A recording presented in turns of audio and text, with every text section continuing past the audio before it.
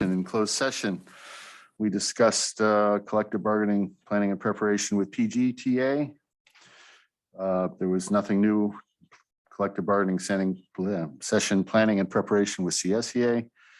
We discussed 2 cases of employee discipline and complaints. And we discussed with legal counsel regarding potential litigation. And as noted, that is listed, the potential litigation is noted on page 8 in this packet. With that, please rise for the Pledge of Allegiance.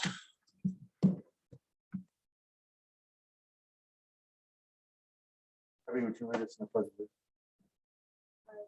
of Allegiance? To the flag of the United States, to the republic for which it stands.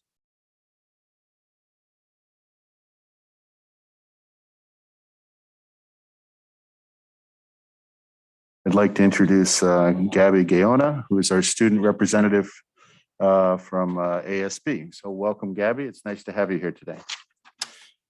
We'll move into written communication.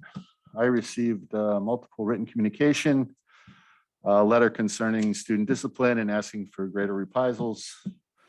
2 letters from members of the public concerning COVID protocol and testing.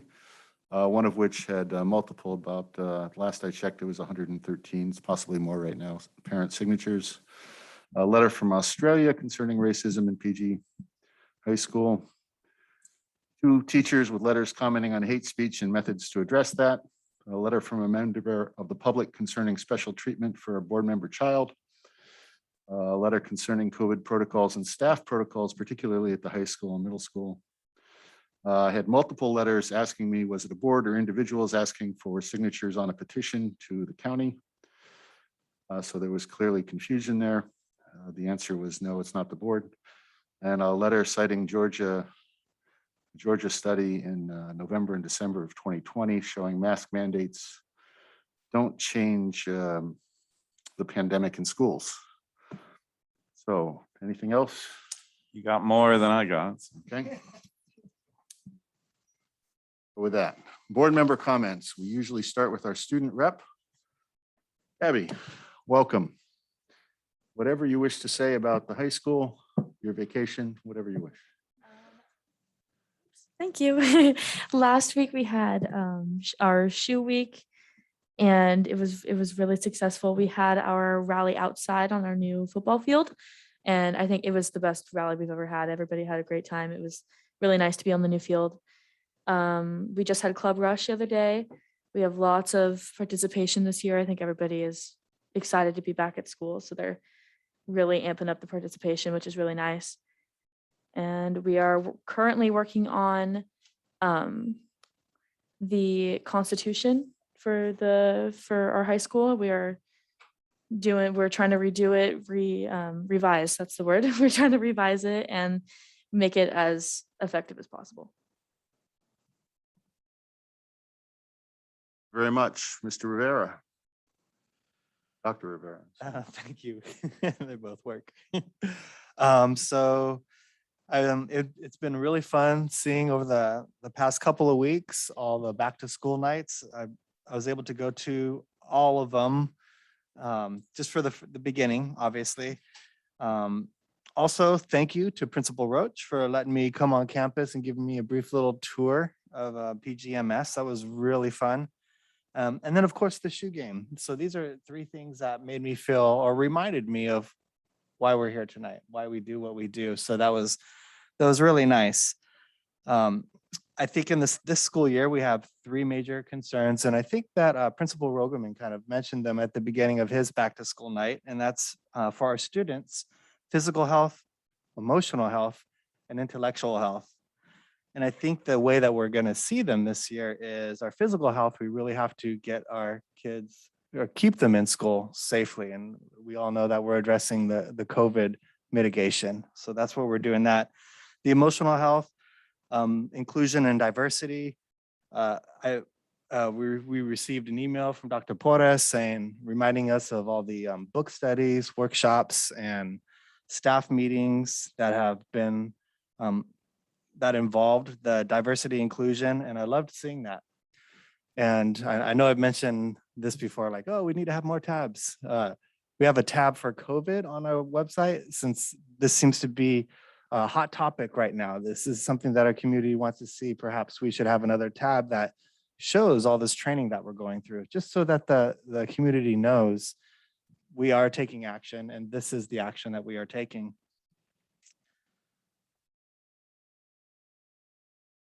And then the intellectual health, I mentioned this briefly on something that I would like to see on a future agenda item, and that is digital citizenship. So I took it upon myself to watch a documentary that was recommended by a community member, the Childhood 2.0.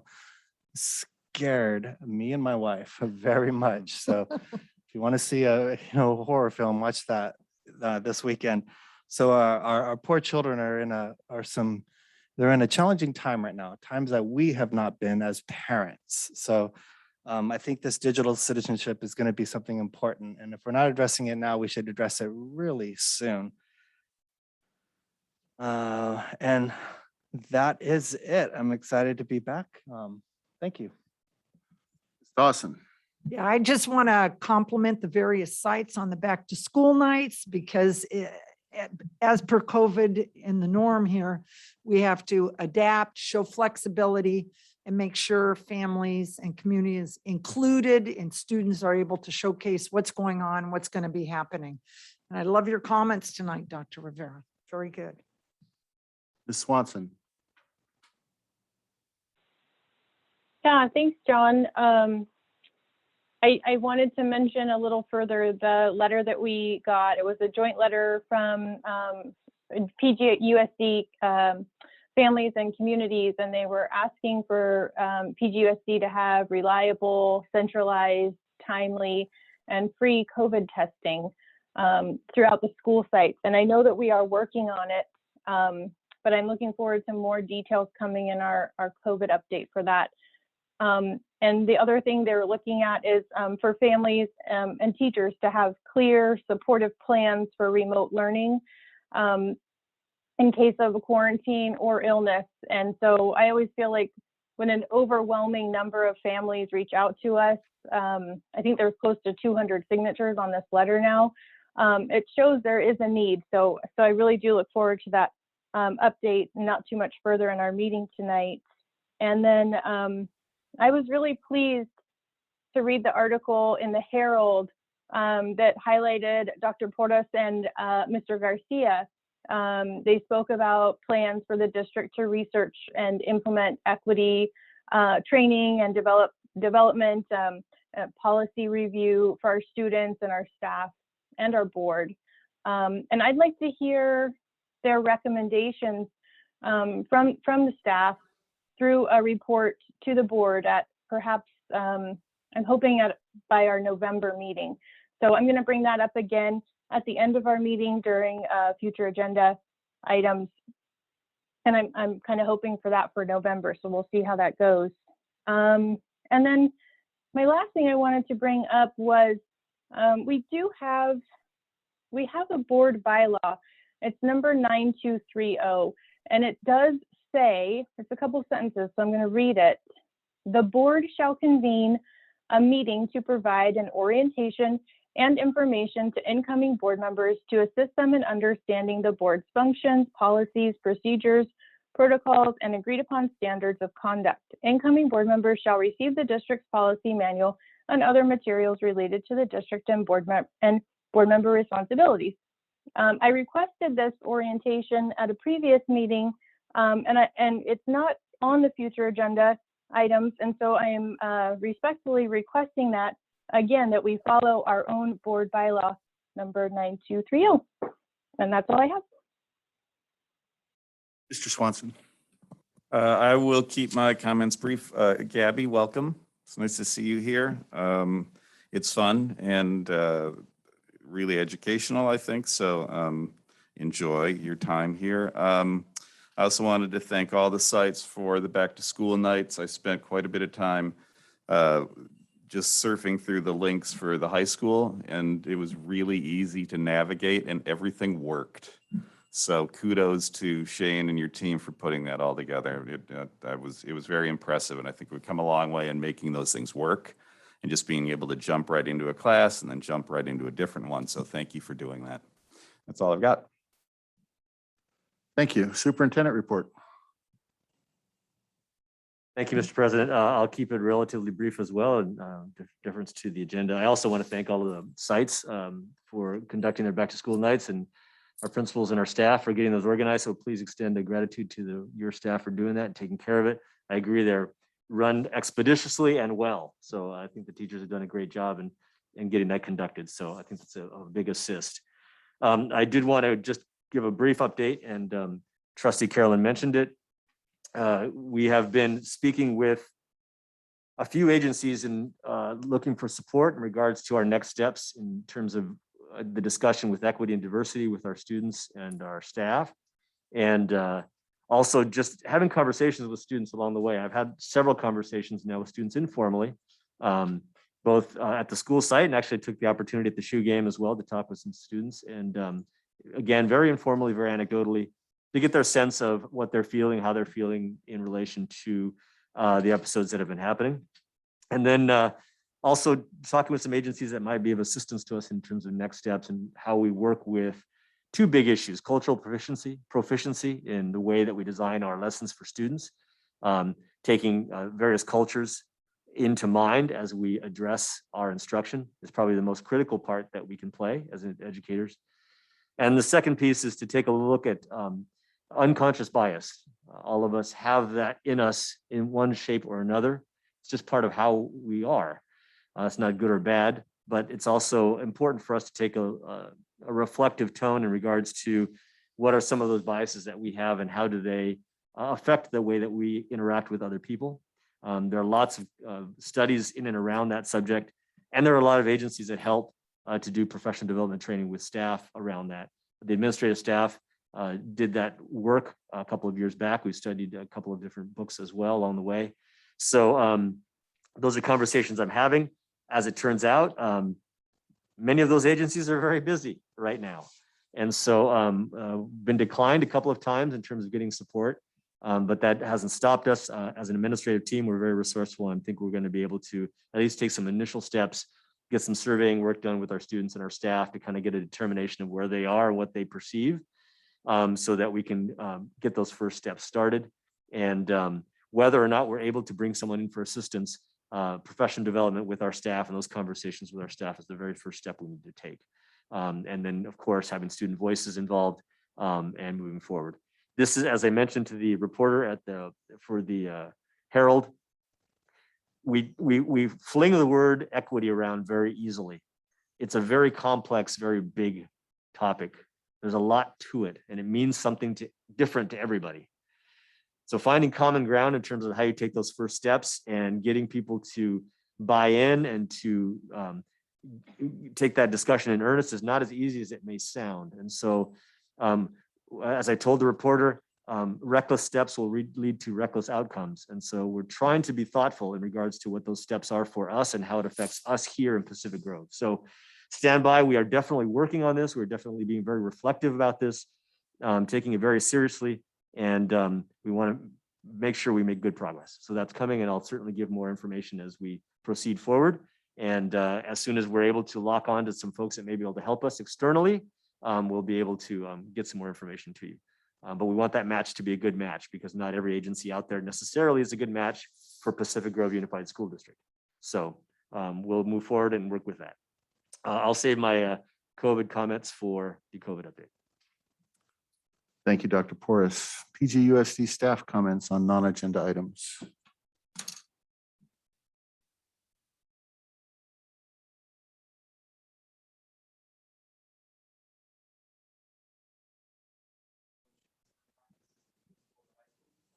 Is it green, light green there? There you go. Hi, everyone. Shane Steinbach, Assistant Principal at the high school. On behalf of Pacific Grove High School's ASB leadership and our leadership director, Mrs. Selfridge, I'd like to catch everyone up on discussions that have occurred over the past few weeks in our leadership class. Our ASB bylaws are currently being reviewed by ASB leadership students, Mrs. Selfridge, and site administration. Although we are in the early stages, one of the primary goals is to make participation in leadership more accessible to the entire student body. One idea our students have already come up with is holding ASB council meetings during lunch hours. This would have a dual purpose. One, any student could run for any ASB elected position. In other words, students would not be required to take the first period leadership course. Oftentimes, for example, people in band, students in band who are required to take a first period course cannot take leadership class, okay? They could also run for and hold an ASB position even without being in this first period class. Two, any student who could attend these meetings and have an opportunity to add future agenda items during a public comment portion of the meeting during this lunch hour, quite similar to our school board meetings. Again, this came directly from the students in ASB leadership, this idea did. Other changes in the works revolve around the same themes of inclusiveness, increased school connectedness, implementation of culturally diverse themes, and equity. Lastly, I'd like to read a few highlights from our students' leaders over the past few weeks. These were shared by our ASB secretary. With respect to inclusiveness, how the leadership class represents the entire, boldface and underlined, student body. With respect to connectedness, school connectedness, how to promote positive, safe interaction / environment for all students, and how to promote participation in activities for all students. With respect to equity, including gender, sports, race, age, or grade level, sexuality, intelligence, students with disabilities, and religion. They ask themselves, how can we achieve this? Promoting an open mindset free of bias. Number two, representing the culturally diverse demographic of the campus. These are our kids coming up with this, mind you. Number three, promoting an open mindset to encourage safe spaces on campus. And number four, promoting creativity and encouraging individual uniqueness. And finally, they ask themselves how we, the student leaders of the school, act and behave like model citizens in and out of school. Thank you. Thank you, Mr. Steinbeck. Mr. Kelly. Matt Kelly, Director, Facilities and Transportation. Just a quick announcement to the board and parents that we ordered 150 HEPA units for classrooms. We have about 165 classrooms, but we already have about 40 already on hand right now. So that will give us enough for every classroom and some backups as some go down. So thank you. Thank you, Mr. Kelly.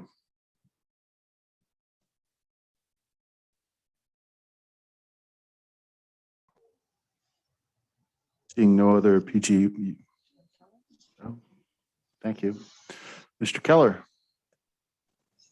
Thank you, President Path. Sean Keller, proud principal of Robert Down Elementary School.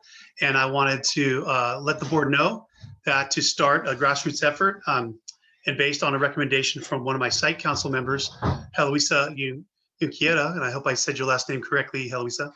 I met with Diversify Our Narrative this past Monday at lunch, and we had a great conversation, and several of the members went to Robert Down, and they shared with me some concerns about what they went to school there that I'll be sharing with my staff at our next staff meeting this Wednesday.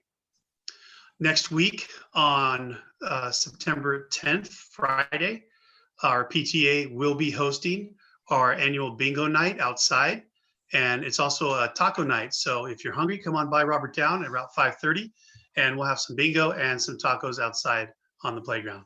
Thank you very much. Thank you, Mr. Steinbeck. Mr. Keller, sorry, wrong guy. I see no other hands. We will move on to individuals desiring to address the board. Public comment. Any item of interest to the public within the board's jurisdiction will be heard. The board may limit comments to no more than 3 minutes for each agenda or non-agenda item, and a total time for public input on each item is 20 minutes pursuant to Board Policy 9323. Public comment will also be allowed on each specific action item prior to board action thereon. Meeting of the Board of Education is a business meeting of the board conducted in public, and note the Brown Act limits the board's ability to respond to public comment. The board may choose to direct items to the administration for action or place an item on future agenda. Any member of the public?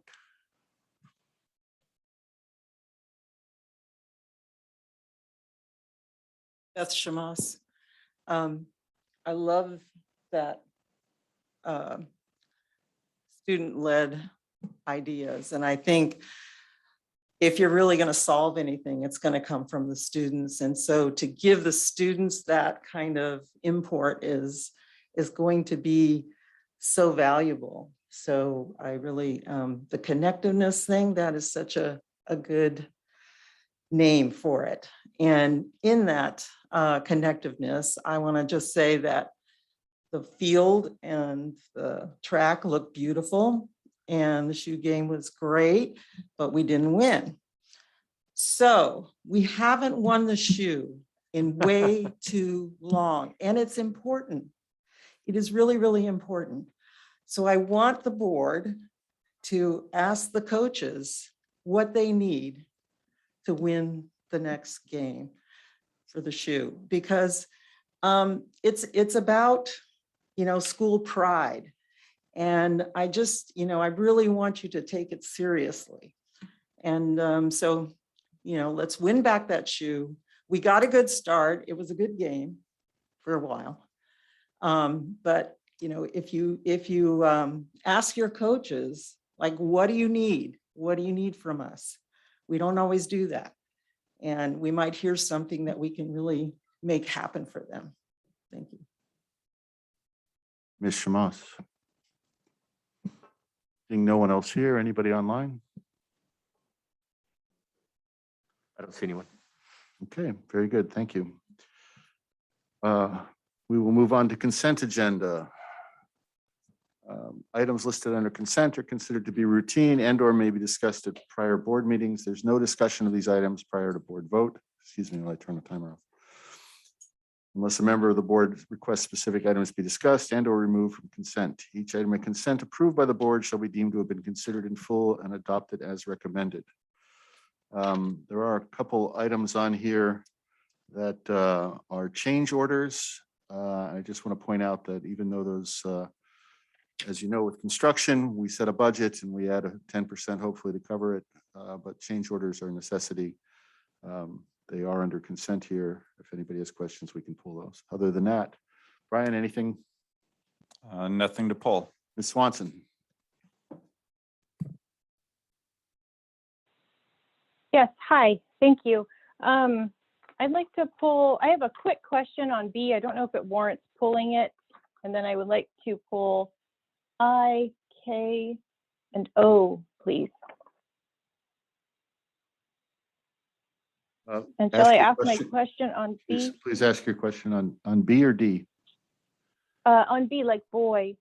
And my question on that one is, and it's regarding the stipends for coaches and other positions that get stipended in our district. And my question about that is, it still has in the column header that they call it the FTE for the units that that folks get a stipend. And I think that was going to be looked at to just kind of review and see if there was maybe a more specific term that could be looked at. So that's my question for that item. Does that make sense? Yeah, Dr. Porras, if you recollect, FTE is very specific to education, so we were going to change that to full-time coaching or some other item at some point.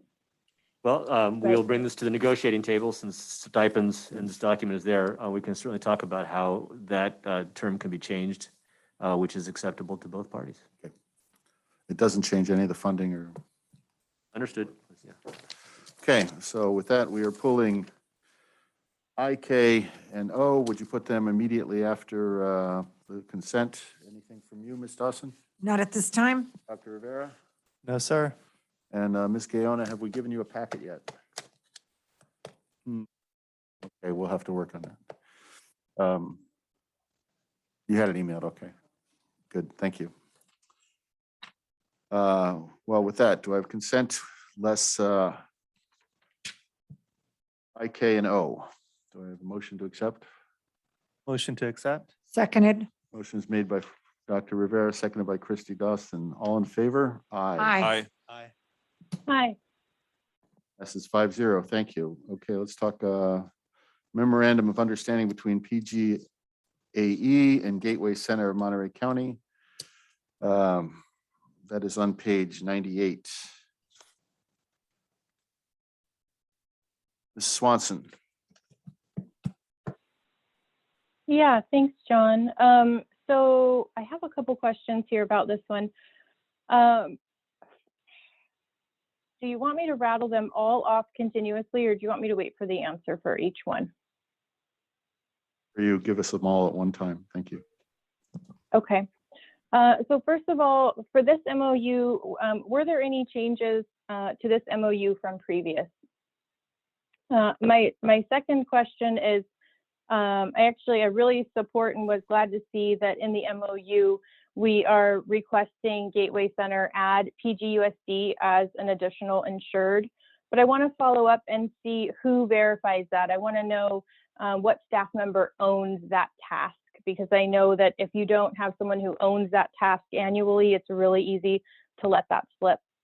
And then in the MOU itself, it's outlined in the cover sheet, but it's not outlined in the MOU, specifically that staffing. It looks like there's the program is partially staffed by PG adult school employees and partially staffed by Gateway Center. I'd like to see that lined out more clearly in the document before I can approve it. And let's see. Oh, and then there's a transportation section that says that PGUSD allows Gateway Center to use our vehicles during for this program, which I'm okay with. But I think we need to set clear parameters regarding drivers, that they have a valid driver's license and et cetera, et cetera. There's no parameters set forth in there. And I did notice those parameters are set forth in the Gateway Center on their contract. I think it's really important that we clarify that on our contract as well. And that is all of my comments on that item. Those are my questions. Thank you. Ms. Martinez, would you like to address any of those? Barbara Martinez, principal of Pacific Grove Adult School and overseeing the Gateway Without Walls program. Thank you for your questions, Trustee Carolyn. We went ahead and we amended the MOU to include those items. So as it stands right now, as you read it in the board packet, it has not been changed. It's the same verbatim, just a different year, just to update a renewal. But we added section B. I didn't know if I could have that posted, but I have it here. So for staffing, we included Pacific Grove Adult Education will employ 2 4-hour instructional assistants to support the Without Walls program. Gateway Center of Monterey County will staff the Without Walls program with 1 Gateway staff member for every 3 SARC clients. To address the drivers of the vans, after E, we had inserted F, drivers of Pacific Grove Unified School District vans. All drivers, whether PGUSD staff or Gateway Center of Monterey County, will have on file a copy of their California driver's licenses, as well as a copy of their automobile insurance. All drivers will complete the PGUSD school driver certification form. Documents will be on file at the Pacific Grove Adult Education Center. Just as a side note, Gateway further does DMV checks of all of their drivers each year. And our vans were purchased for the program. But if the district has a need to use the vans, the district has precedence over the program. And Gateway does have many of their own vans. And then to address the certificate of liability and the renewal, it's under insurance J. It states this agreement shall be renewed each year and a copy of each member's certificate of liability shall be attached and verified by the district, and it will be on file and board approved.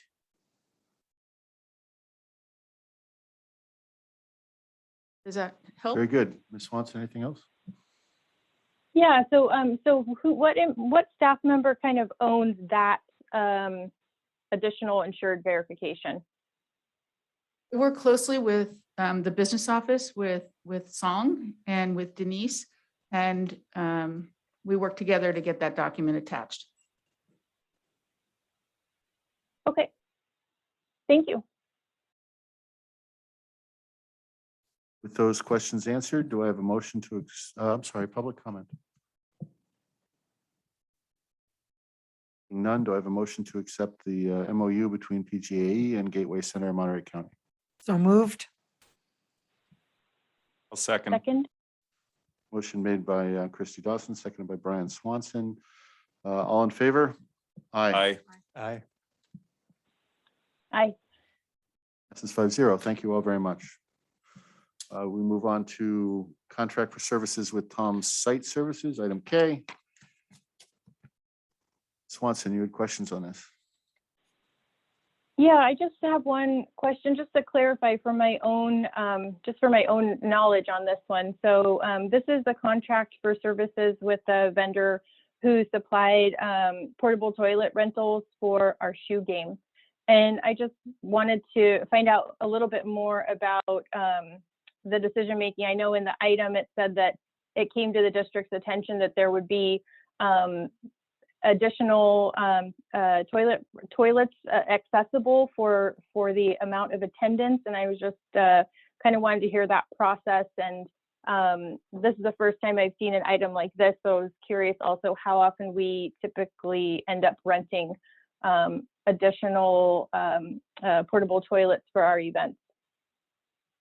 Dr. Porras, I think you could probably answer those. Certainly. Every year for the shoe game, we bring in a couple of extra portables because we know the crowds are very big. Oftentimes we have standing room only and then even beyond.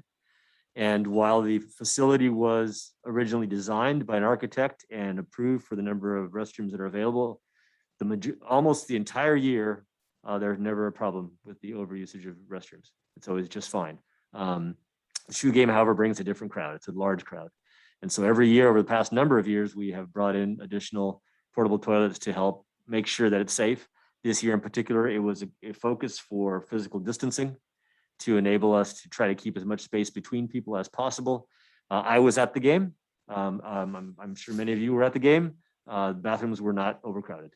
Everything was fine. And so we just do it as a precaution to make sure that we're in good shape.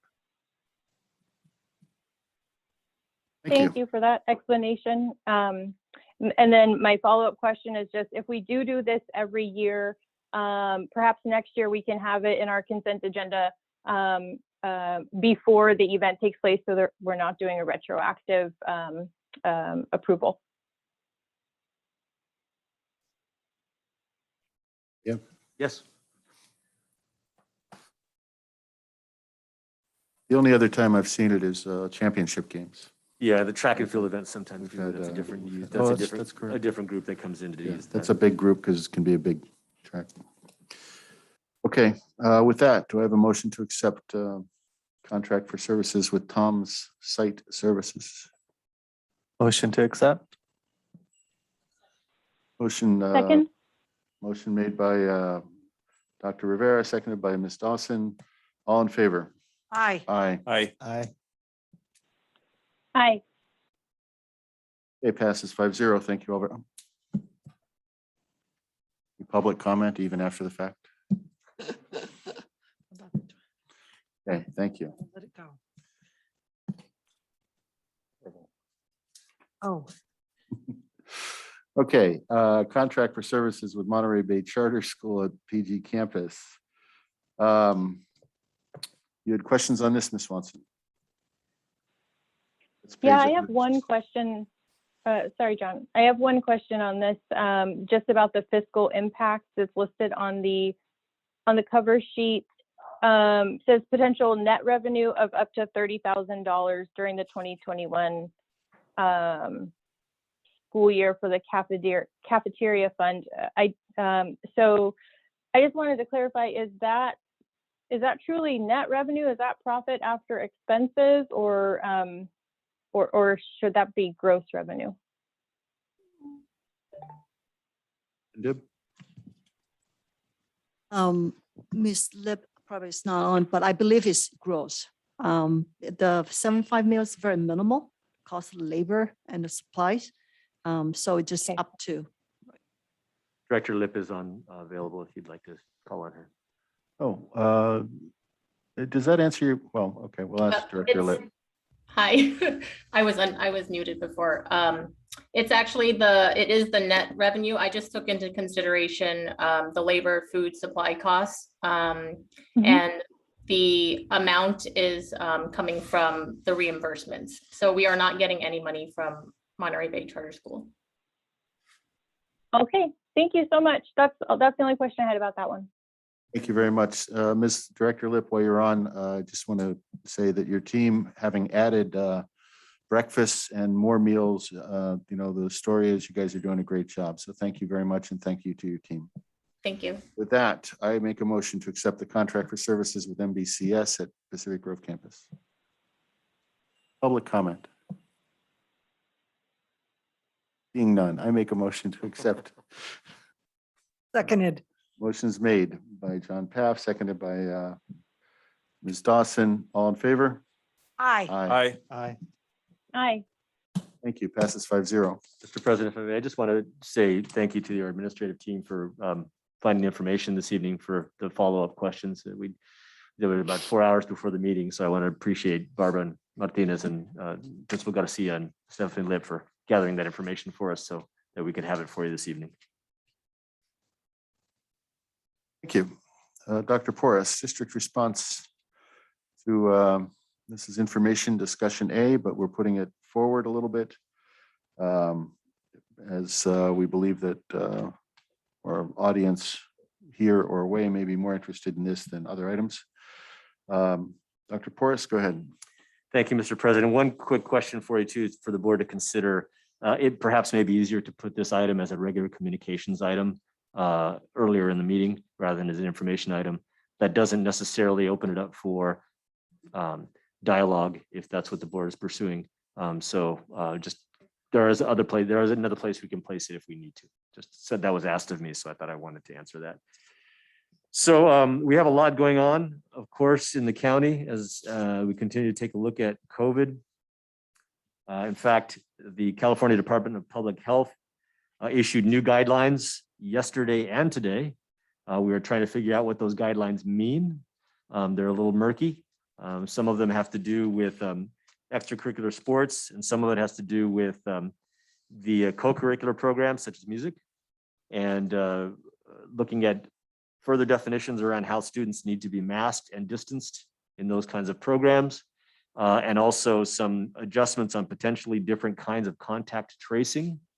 Typically, contact tracing only happens indoors, but because masks are optional outdoors.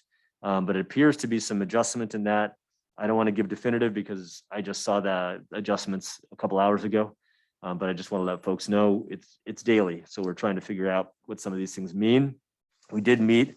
The Monterey County Office of Education hosts a meeting every Thursday between 3 and just before this meeting to go over any changes that might be on track. We have a chance to talk with other superintendents around the county to get a gauge for what's happening. And we have a chance to talk with the county health department officials as well. So those meetings have been expanded. So I'll have an opportunity to get some more information as we go. As you may have read in a recent newsletter and a recent release, Nurse Powley and I continue to track what's happening with the testing options for families. We have a bevy of testing options available. We'll continue to expand those as we can. Perhaps the one that's most at hand is the Binax testing, which is the on-site self-administered testing. We just received word today from the CDPH that those test kits are now on a 4 to 6 week delay. They've had a delay on them before. We just happen to be the next person in line to be delayed. So as soon as we get those, we'll be able to train our staff, one member at each site, to help administer that test. Those are rapid antigens, so they can be tested quickly. We will open those tests up to employees and any close family member of the employee or student who is noted as a close contact. So that will help things to go a little quickly. In the interim, the light speed testing program, which we also work with, they do their pop-up testing. We've been posting their schedules as we go. They are essentially testing every day somewhere nearby. And so we are making an agreement with Lightspeed Testing to be a response testing agency. So if we have a situation on a site where there's a close contact and we have need of an agency to come and help us do some rapid antigen testing, Lightspeed has said they'd be able to do that with us. And so, for example, they might be able to appear at a site between the hours of 11 a.m. and 2 p.m. to test anyone who needs to be tested. And that would be coinciding with any close contact that we discover at a site. So that would be response testing on demand, basically. Otherwise, we continue to do post the Lightspeed testing sites around the area, as well as the OptumServe testing that still happens here at the district office on Mondays. So those are to continue. Obviously, the best option for us is going to be the self-administered testing as soon as we can get those. So we'll keep on that. Nurse Pally is to be commended for the amazing work that she's doing, because really we keep getting different answers every day. And so she sends a message out and sometimes we have to retract a message and change it because that's just what's happening. We also want to inform the public that we are in the middle of implementing the state mandate that all adults involved with K-12 education show proof of vaccine and full vaccination or submit to weekly testing. And we distributed the letter to all of our K-12 adults. So this is not just teachers, not just employees. There's also volunteers that come onto the campus. We have some 800 to 1,000 registered volunteers. So Director Mankey and the Human Resources Department's going to be a little bit more busy as they arrange this, but her department did arrange for us to use our current Inform K-12 electronic messaging system to deliver the letter to all of our employees currently. And we have already started getting feedback. We've already started getting proof of vaccinations already. We have some 90 responses. We sent the letter out early this afternoon, and all but one, I believe, all have proof of vaccination. So we're doing very well. And so we'll continue to gather that information. And this employees have till the end of next week to get this initial wave in. However, we have until October 15 by the state to final wrap up this mandate. So we're in the process of doing that. Staff has been incredibly cooperative, very pleased with the outcome so far. The individual sites will address this need with their coaches and their volunteer staff as they're closer to those employees or those folks than we are. So all in all, that's coming along very well. So let's see. We also received word today from the Monterey County Offices of Education that the Monterey County Health Department is starting to now report cases by zip code. They're renewing they used to do this, if you recall, in the middle of the pandemic, it kind of fell away. They're starting to do that again. A link will be available. Anybody can take a look at that and determine why this becomes important. Is because we can start to gauge what we're seeing happen closer to Pacific Grove than just in the entire county. Monterey County is a very large geographic county. So what is happening on the King City end of the county may not reflect the same thing that's happening in Pacific Grove. Looking at by zip code helps us to take a better gauge at what we're seeing happening around us and be able to respond a little bit more accordingly. So we're looking forward to that. And when we get access to that, we'll be sure to post that onto the COVID resource page. One of the pieces that was asked of us in regards to when a close contacts are made, what happens in regards to response. There is now on the website on the side tab a decision tree. We're calling it the decision forest because there are many trees in this forest. And if you go through it, it'll walk you through in a flow sheet manner. If this, then what? And it goes by symptoms and close contacts and then positive cases. How do we respond and what do we do next? And so you can use that as a reference guide. It's actually very handy. It has been reviewed by the Monterey County Health Department and they have vetted it, so that's good. It's in compliance with what we are following countywide. You also note on the website that the database for cases is still being still posted. Obviously, we update that regularly. I did have a chance to debrief some of that with the other county superintendents. Of the 18 superintendents that were on the call, we lie on the low end of the average that cases that are happening out there. So that's very good. No case is a good case, obviously, but at least it looks like it's being contained fairly well. So we're pleased with the steps that we're taking at our sites. In the event that a student is a close contact and is required to stay home for the modified quarantine, which could happen anywhere between 2 to 5 to 10 days, depending on the situation. At this point in time, we're asking the teachers to send home a homework packet with the students to help address with the work for that time. I think it's very important to note AB 130, which is the law of the land in California right now, only provides two options for schools. You either provide instruction in person or you provide independent studies for students who families feel it's unsafe for their students to be on campus.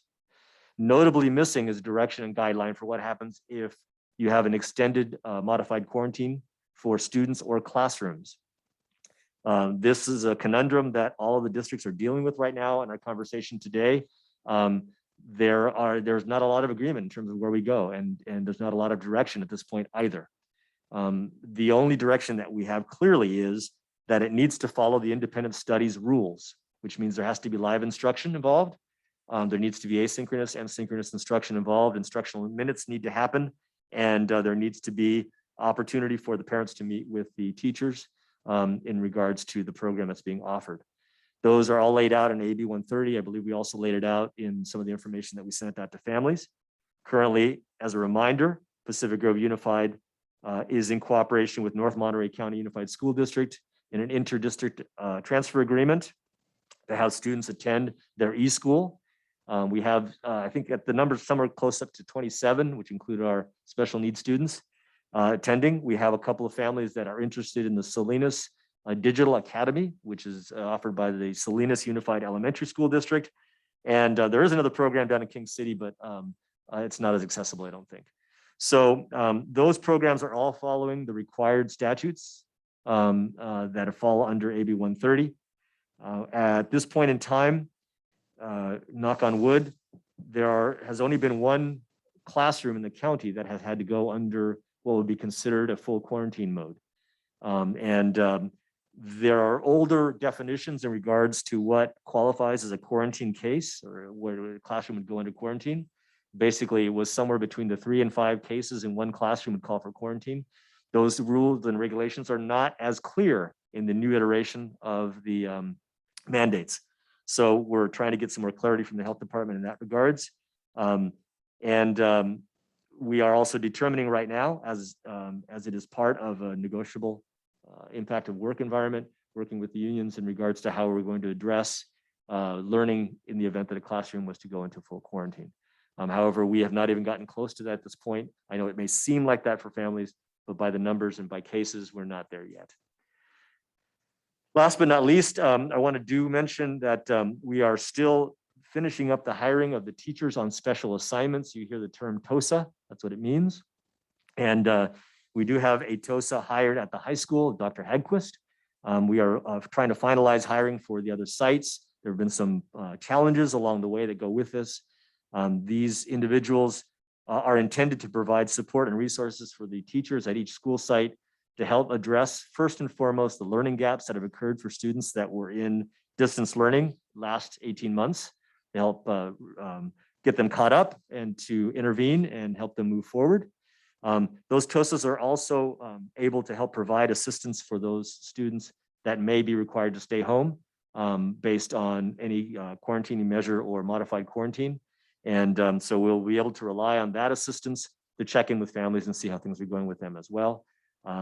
Again, it's partially a little bit of a hiring issue, and we're working through that to get it finished. I'll stop right there and take any questions. Thank you very much. briefly, though, you can ask that later. It's not critical now. Close contact, rules for schools and the rules for county and contact tracing are, what the definition of close contact is the same, right, across the board. But our rules for contact tracing and the county rules differ slightly.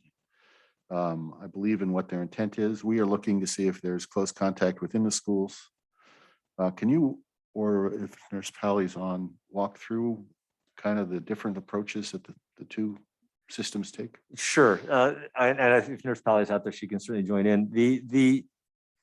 Once we get word that there's a close contact, typically, at least in this case, we've had parents contact us and let us know. We've had a positive case, or there's a possible positive case, depending on the testing. Nurse Pally immediately intervenes and begins to work with the classroom, the administration at the site, and contacts the county health department. County health department's been very responsive in this regard, and they help begin the process of contact tracing. The county health department, they're a little bit more of a larger umbrella and concern. They're looking for more than contacts just in our school site. There are other contacts within the family, out in the community that need to be concerned. The school system tries to find contacts within the classroom, within families within the classroom. And then Nurse Pally begins speaking with all of those folks that are considered close contacts. She makes contact with them. If a parent is not contacted, that means that their child was not considered a close contact. She's been very true to form in regards to the work that she does. She calls families in the evening. She calls families on the weekends. She makes sure that they're communicated with. So yeah, there are two separate agencies trying to achieve the same goal. The only agency that can determine whether or not a school is moving towards a quarantine situation, whether it's a classroom or otherwise, is the county health department. At this point, they follow their own regulations and rules, and they inform us and direct us as we go. That is not a call that we make locally. Thank you very much. Okay, Ms. Dawson, we'll go Ms. Dawson, Ms. Swanson, and kind of go this way. Questions, concerns? Not at this time. And thank you for being so thorough and explaining this so well. I appreciate it. Ms. Swanson. Thanks, John. And by the way, the audio at this meeting is far superior to the last one. So I can hear you all really well, and I'm hoping that the folks at home are doing the same. It's not just me hearing you guys really well. I do have some questions, believe it or not. So regarding testing and developing a robust testing plan, I know that we have testing every Monday at the district office that we've had for, I think, since March. And I know that we have this agenda item to approve partnering with the California Department of Public Health for the rapid test kits that will be administered on site with district staff. Is that the complete testing plan, or is there anything further that's in the works for testing? Absent a definition of robust, I would suggest we do have our cooperation with Lightspeed Testing. We work with them directly, and they are providing us services. As I mentioned earlier, they would be on-call testing if necessary for any site, and they're prepared to mobilize immediately. And we also work with them to make sure we communicate their weekly, every day of the week testing. So that is also available for us. And I do want to make a mention that the testing that we have here every Monday, it is, we did talk about the need of increasing the number of tests that are available because there was some concern and request by parents. The difficulty is that the number of folks that are showing up to be tested remains very low. So it's a struggle to try to expand the testing in a place where it's not being used because the resources could be used elsewhere. So it's a balancing act in terms of trying to appeal to make sure that we get sufficient more testing because it's been requested and try to keep it on hand. So that's been a bit of a challenge. The Lightspeed testing agency has been very, very cooperative. They've been great. Carolyn, if you don't mind, may I build on your question? Sure.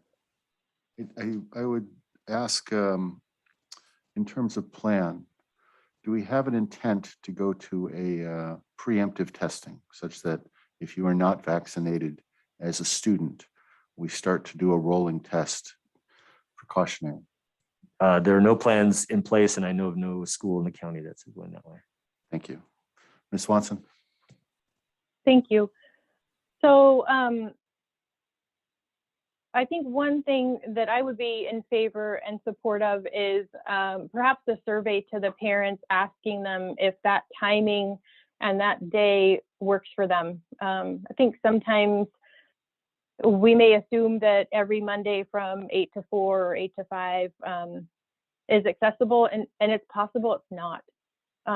So I would love to kind of dig into that more, because we've just heard so much from the community that they're struggling with accessibility. And then when we are able to procure the rapid tests, I am disappointed that that we didn't have them for the start of the year, but I am thankful that they're on the way now.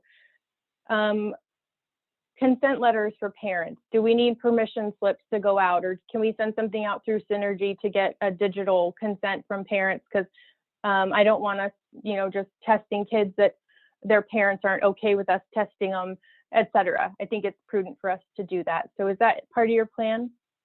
I think I may have responded to that request earlier recently. Yes, we are looking, Nurse Pally is looking into that possibility and wants to make sure that the form is in alignment with what the request is or what the conditions are for BINAC. So yes, we are considering that. That's in the works. Okay, that is a relief. Thank you. And then, so about the e-school option, so this is not a testing question, about the e-school option, I know we're contracted with North Monterey County Unified for kids who are not on IEPs.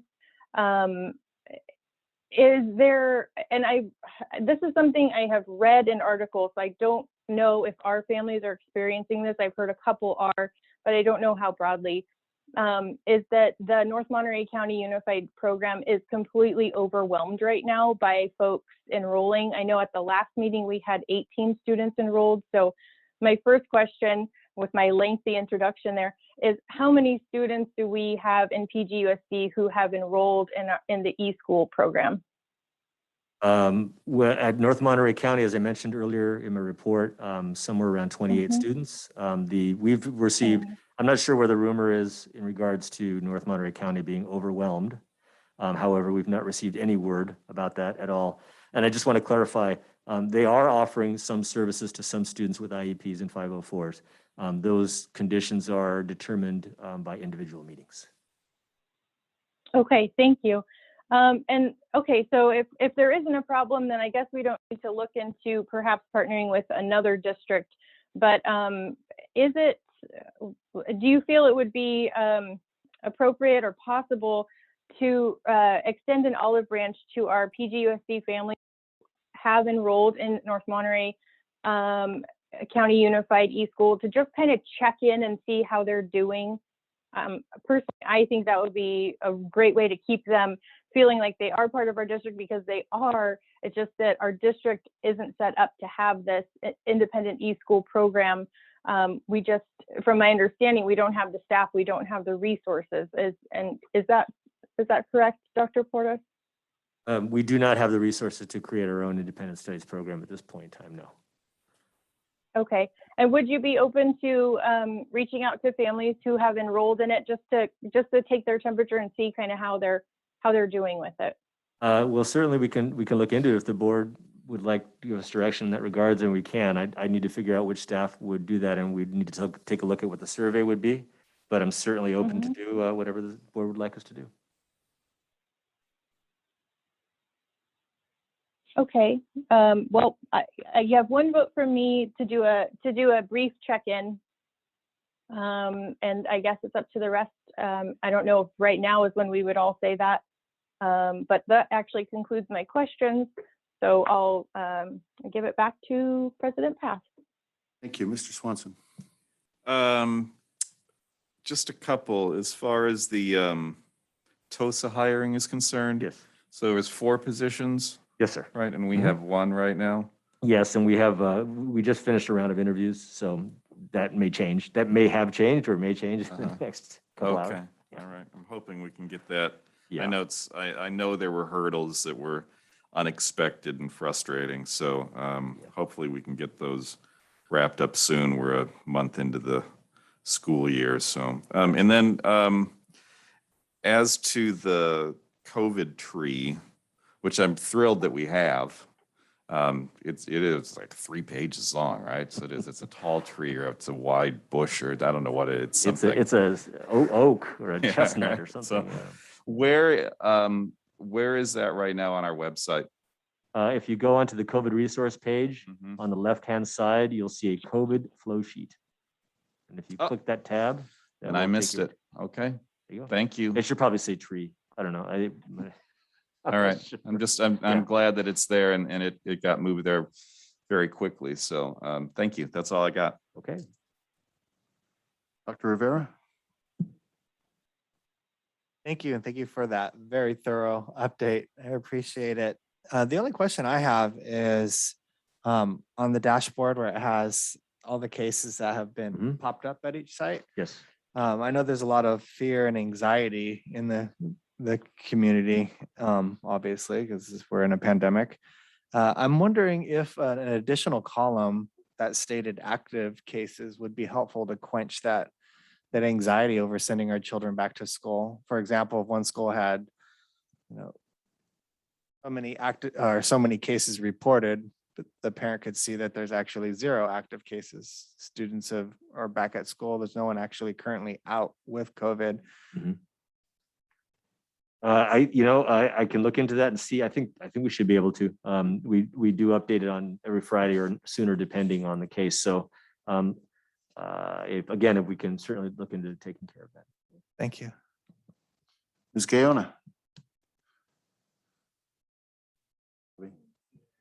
Questions, concerns? I have nothing. Okay, public comment.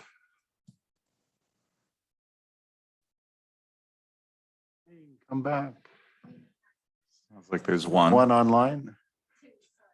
Seeing none in the thing, so we'll go to the first participant there.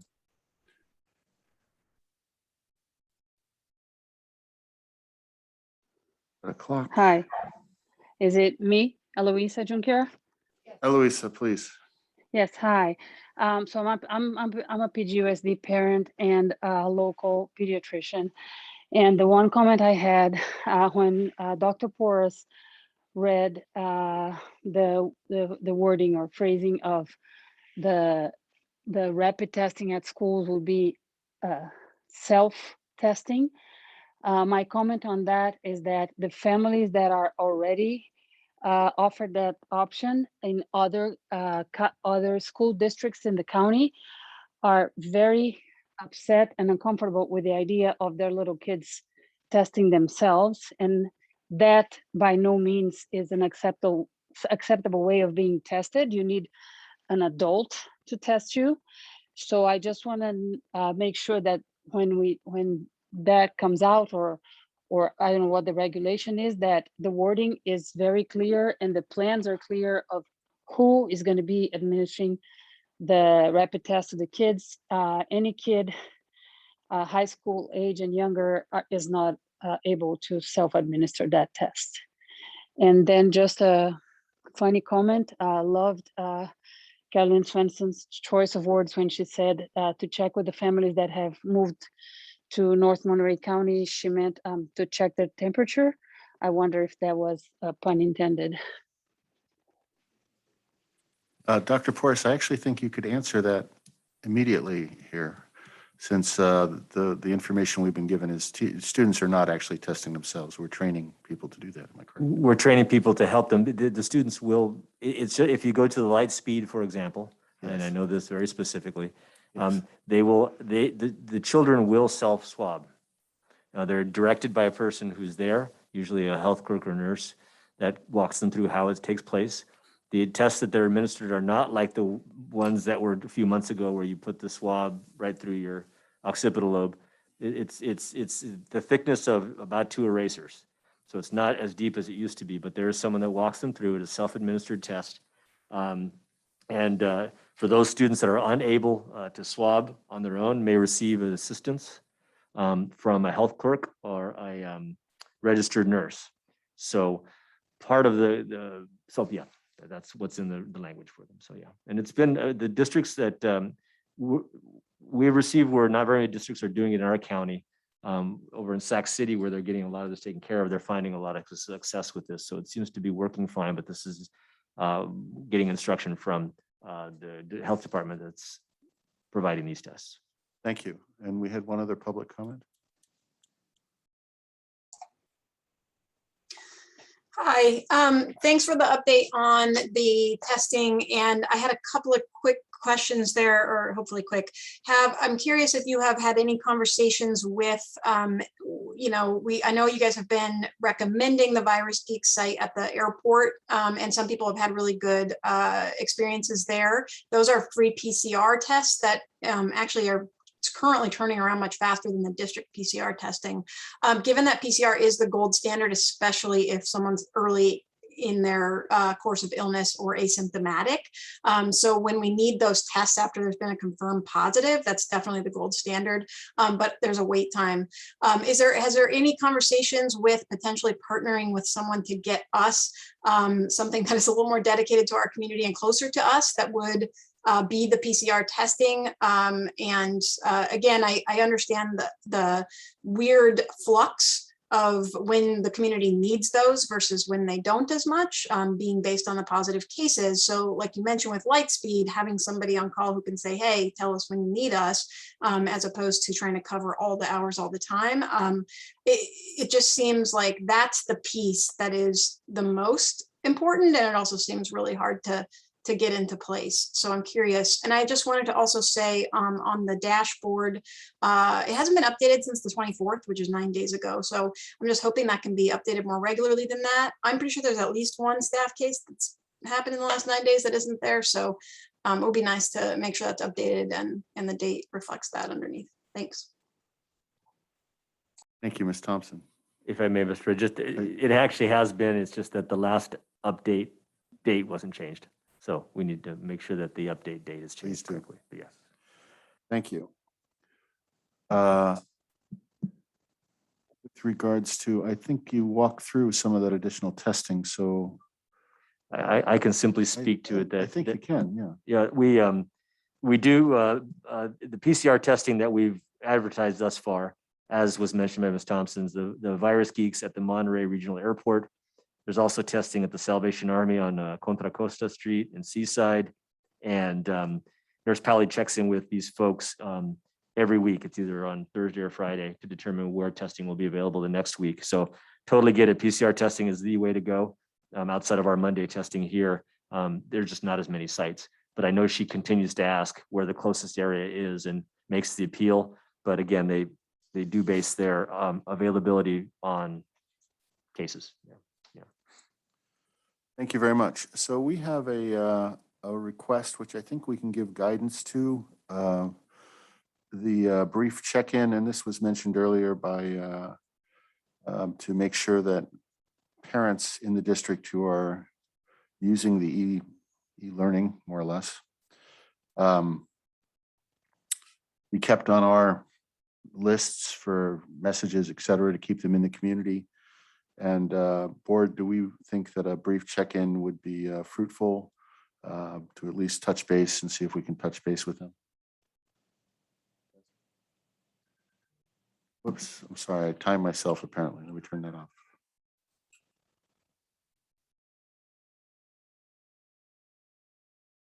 Not opposed. Yeah, Dr. Porras, I think that's a good idea to try and reach out if you can do so rationally and reasonably. It doesn't have to be extensive, just try and keep them in the community as best we possibly can here. If I may ask, just can you give me an idea of what information is you would like us to get from them?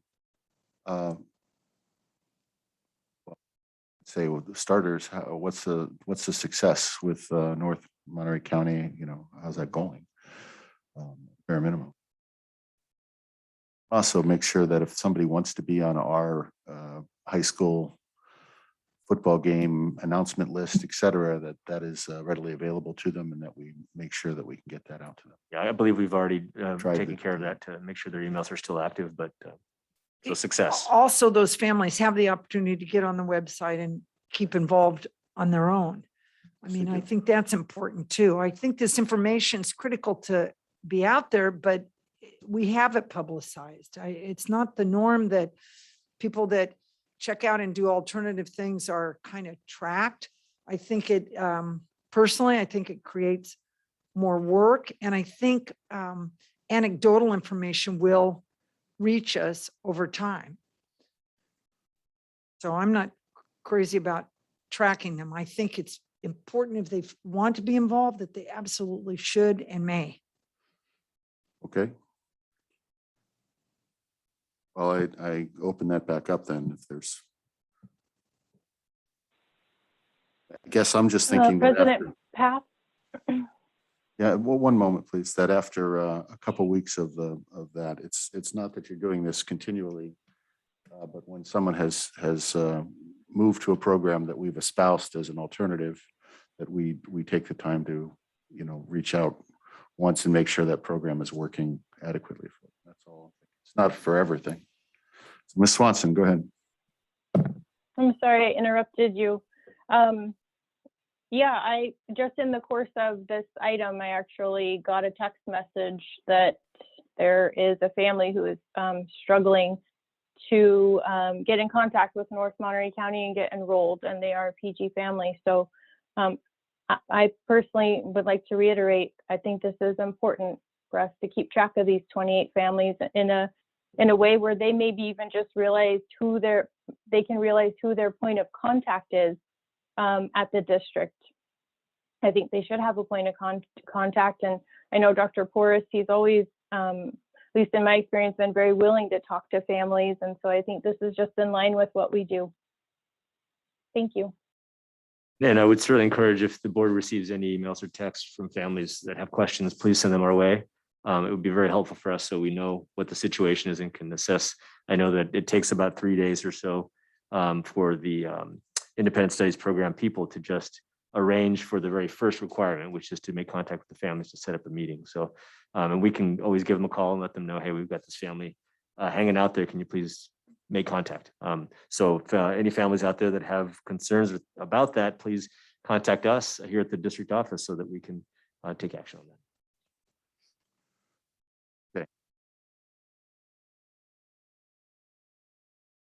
You need more direction? Well, I got success with the program, so I'll kind of start from there, and I'll see which staff member I can assign to get that taken care of. We'll take care of it. With that, we will move on to our action discussion items. GAN limits, approve resolution 1076 for GAN limits at 2020, 2021. Proposition, the background information here, this comes up every year. GAN limits are something we have to check against in terms of our revenue. Ms. Chin-Ben-Dib, is there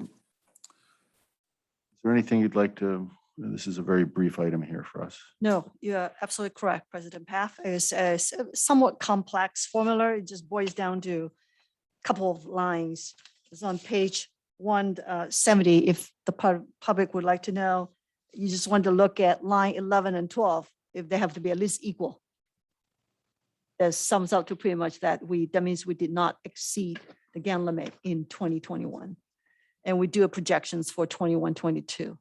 At this point, it looks like we're treading well. Okay. With that, I'm simply going to open up the questions from the board. Starting with Gabby. I don't have any questions. Dr. Rivera, No questions at this time. Ms. Dawson. As always, very thorough and long and in depth. And thank you for all your good work. I have no questions. Ms. Swanson. No questions. Brian. No, none. We see it every year. Every year I have to reread it to remember just what it is, and then there's some reason that it's under action discussion, probably by law instead of consent. And so we do this but no, we're all good. And I could have just said, we're all good. We're all good. Public comment. Pretty sure Beth is laughing under her mask at the GAN limit. Any public comment online? I did ask Carolyn, yes. Okay, seeing none, do I have a motion to approve resolution 1076 for GAN I'll limits? make a motion to approve resolution 1076. Seconded. Motion made by Brian Swanson, seconded by Christy Dawson. All in favor? Aye. Aye. Aye. Aye. An advisory vote. Aye. If I forget that, you remind me, please. Ms. Swanson, did you weigh in? I didn't hear. I had no questions. I know Thank I you. asked where we voted here. Did we get your Oh. eye? Aye. Thank you. Passes 5-0. Okay, action discussion B, approval of the 2021 unaudited actuals financial report. Unfortunately, this is not as fast. Ms. Chin Ben Dib. Thank you. You're absolutely right, President Path. I was just Brian, going to say, this is not going to be would you brief, this take over? one. Can you, does it sound okay? So I'm going to share my screen. Disabled. Could you please let me in?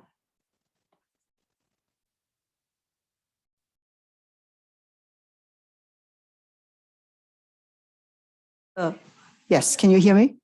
Yeah.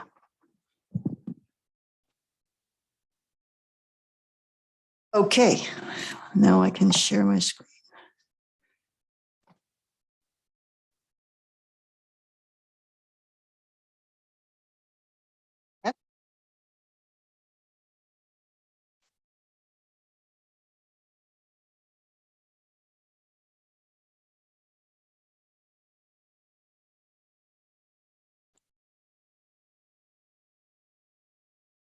All right, can you see well? Okay, seems that's good.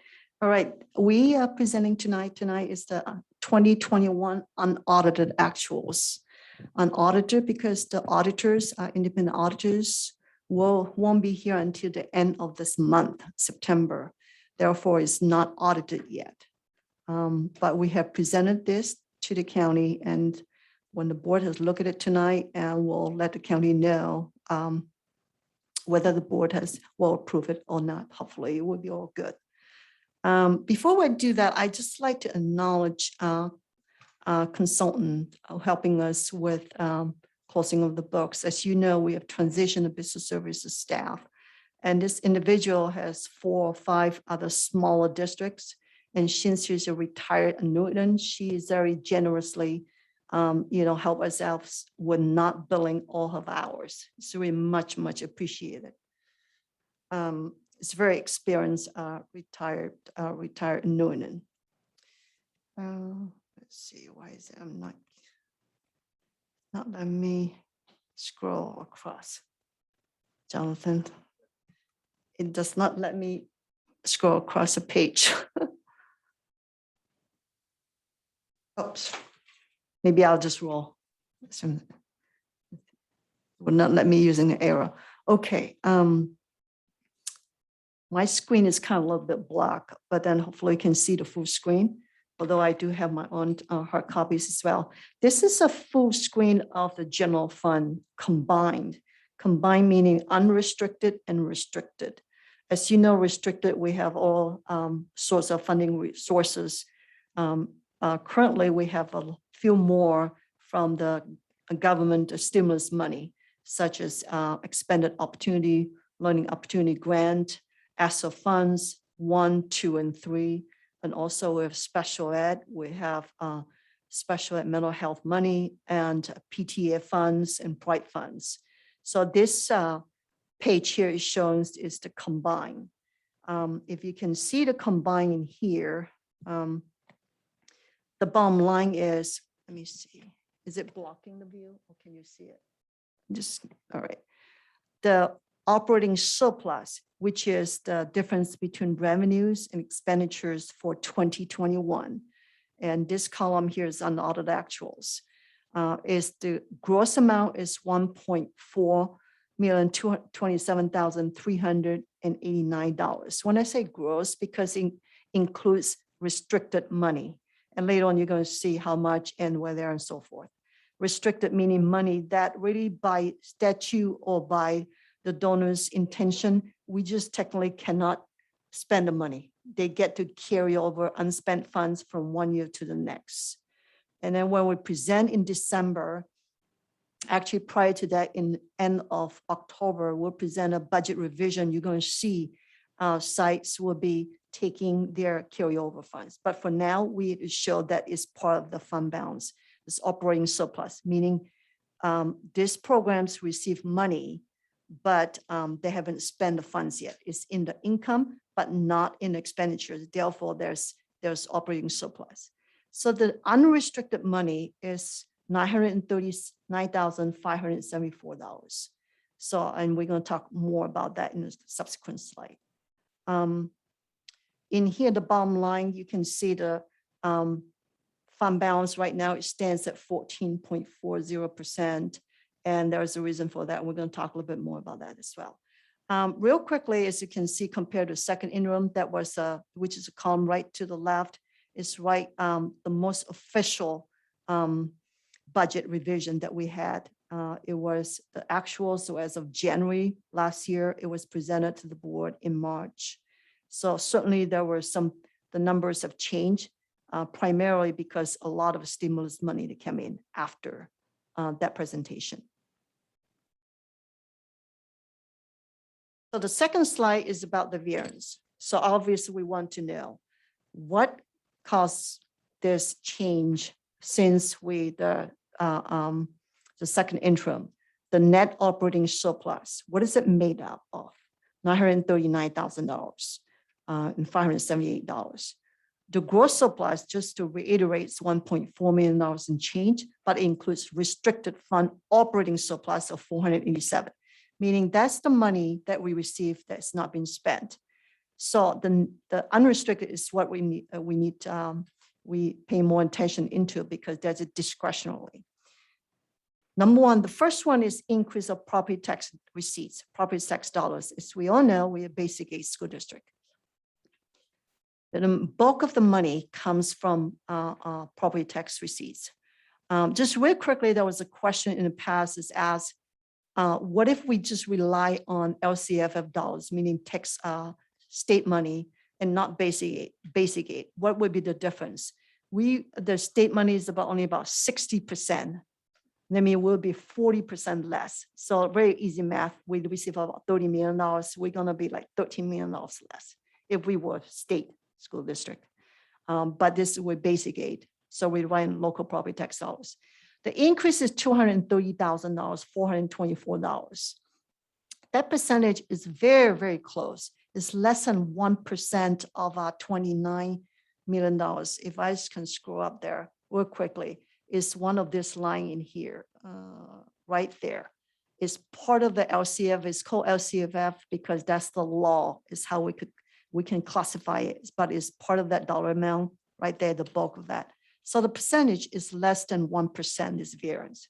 This is how close we are comparing to the budgeted receipts from the actuals. The next line is prior year property tax collections.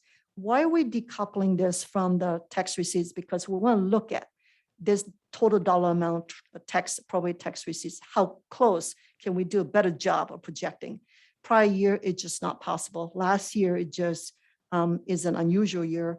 Even the state, the county auditor's office, they have no way of predicting how much they'll get from prior years, collecting from prior years, collection. In essence, they're delinquent property tax dollars. And the next line is penalties and interest. As we know, not just the dollar amount, but also interest and penalties associated with the collection. And that's $71,000. It's purely, we did not budget any dollar because this is no way of knowing. Then the next line is school resource officer. After we presented second interim, we decided already not needed. So there's a savings there. That's our share. But this year, 21, 22, we're proceeding with budgeting that dollar amount index up from the county office, from the city of Pacific Grove. And we have budgeted that. Now, the next line, utility costs and operational waste savings. And that's the interesting $65,000 because our staff did really good job at doing a really elaborate spreadsheets to look at what we consumed and how much we work on the budget. What this is that it came after our second interim where PG&E, we got some bills that is actually less than what we consume, and the savings did not show up until the latter part of the semester. So by then it's already closing the books. But it's already a surprise, but it's good, $65,000 savings. School site supplies, with school sites, custodial and departments of total savings, $101,000. We expected savings here because during the year, as much as we could, we shifted a lot of the costs items within the supplies category to the stimulus money to the extent that we can. Of course, we have to make the nexus between that cost item to pandemic and everything that we did. So there's quite a bit of savings. And the next one is specialized contracts, special ed contract and legal costs is $102,000 combined. And then the second last is athletic stipends and transportation. There's a savings combined $57,000, but we're working with the high school where they, last year, obviously lost gate receipts, but we're working with them to maybe give them some of the seed money, the savings from here, because there's no way for them to collect and they need to have ready to start this year to pay for some bills. And I think it's really good way of helping the sites. And then there's no other all the other items like lottery, a little bit money, other savings area combined. So this is a list of all the items composing of the $939,000 supplies. And obviously we still have the reserve of 3% in addition, part of that's with 14.4. So any questions so far in terms of the difference? Yes. I do. Well, I'm noticing in the packet, the number increase of property taxes and all other items, that aggregate number is equal to increase of property taxes on your or tax receipts and your all other items on item 3, but it looks like, do you see what I mean? It's like you're at 230 or you're at 292. Now the two numbers together on page 3 or on page 172 in the packet equal the same. Is there an explanation for the difference in the way it is in your PowerPoint and on page 172, or is it just That's a very good point. What we did was this was published before we make the adjustment. The 292 between the 230, the 230 in the PowerPoint is the correct one. okay? The difference is shifted to the all other items. Okay. The $61,000 and change. It's Okay. actually belong to the last line. Yeah, 61. Thank you for pointing that out. Okay. Yes, right. All right, great. Thank you. Any other questions? Okay, we're moving to the next one. This is very complex, talking about the budget, the property tax dollars as we, this is a major item, but this was brought up at the last board meeting, and President Paff pointed out a very good thing about how that we projecting the yellow here, the second column shows 21, 22. Obviously now we need to look into next year, which is current year. The budget year 21, 22, because we're close to last year's and we know the actual income that we have received. So what does that mean? The county assessor's office gave us a rate of 3.12, which equates to 30,590,894. And President Paff rightly so saying that, okay, how much of that is actually attributed to interest and penalties, right? So we said last time we need to take a look because this is only close to books. And the next one when we do a revision of the budget, we need to look at very closely so that we do not aggressively increase our projected income which may or may not materialize until we see the first bulk of the money in December and then the last one in April. So we take a look at this and say, we look at the projection by the county assessor's office, 3.12%. The rate is lower than a projected rate of 4.15, but the dollars have gone up because we received more this year. All of that is $121,996 if we proceeded to apply that dollar amount. So, but we took a look at earlier, we look at an increase in prior years tax receipts and penalties interest, that 181,000. That alone is eating up, right, the increase. So it may be prudent for us not to show this increase and stay with our original projection. But again, we'll look at it, but this is just information, and we'll look at much more. We look at apply 2 or 3 methodologies to see how sound is our projection is. But I think this is a good start to say, okay, maybe a little bit too aggressive for us to think this is an increase, but it may or may not happen. We may not have the same interest and penalties going to be collected in 21, 22. So going to next fund is Fund 11. This is Adult Education Fund. The fourth column from in the middle, from the right and from the left as well. This is how we ended the year, very healthy. And Principal Martinez was here. We worked very, very closely together to monitor this budget. So there was $2.2 million fund balance, and there was operating surplus $287,700, which is right in the middle. It says surplus in brackets deficit. Brackets means it's not good, but the surplus shows that we have more revenue. And obviously because of the pandemic, that there's no opportunity to spend as planned. But there was a plan to spend that money in 21, 22. Next one is Fund 12, which is Child Development Fund. This is the 2 programs within this fund. First one is the state preschool program. We have a classroom at the David Avenue, and also we have BASRP. In the past, the board approved BSRP with fee collections would help somewhat the state preschool, but it's obviously the program did not have the ability to do that last year because it just were not, not in session to collect fees. So what we did was you see a transfer somewhere in the middle towards the bottom shows $313,000, $508. So what we did was kept the budgeted dollar amount, and also because of the negotiations of salary increase, but also the one-time money, general fund contributed to that amount. This provides stability. You can see a little bit extra at the end is $130,000. So that going forward, especially in this year, we don't know, we're not sure at this point how well the fees collection will be BSRP. It just provides stability going forward. Next one is Fund 13, Cafeteria Fund. If you look at the top there under 2021 unaudited actuals, $470,000 and $470,081.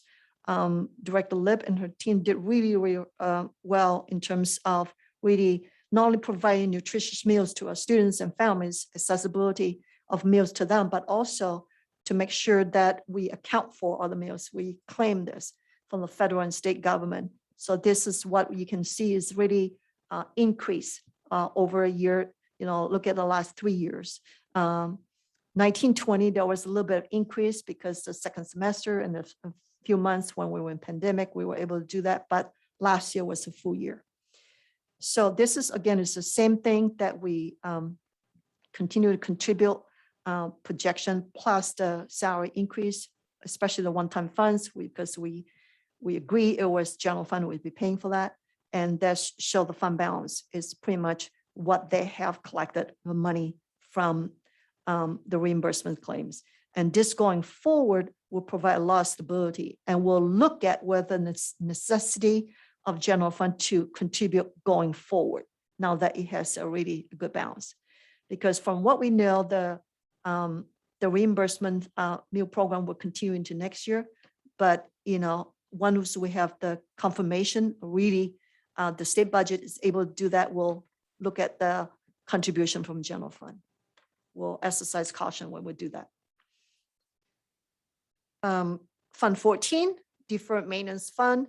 This is a deferred maintenance, is showing that the $93,372 is actually a constant amount over the years. Is from the state, and we just floors go into the general fund and we transfer that money to this program. And we try to preserve this program, especially now that we have a bond program.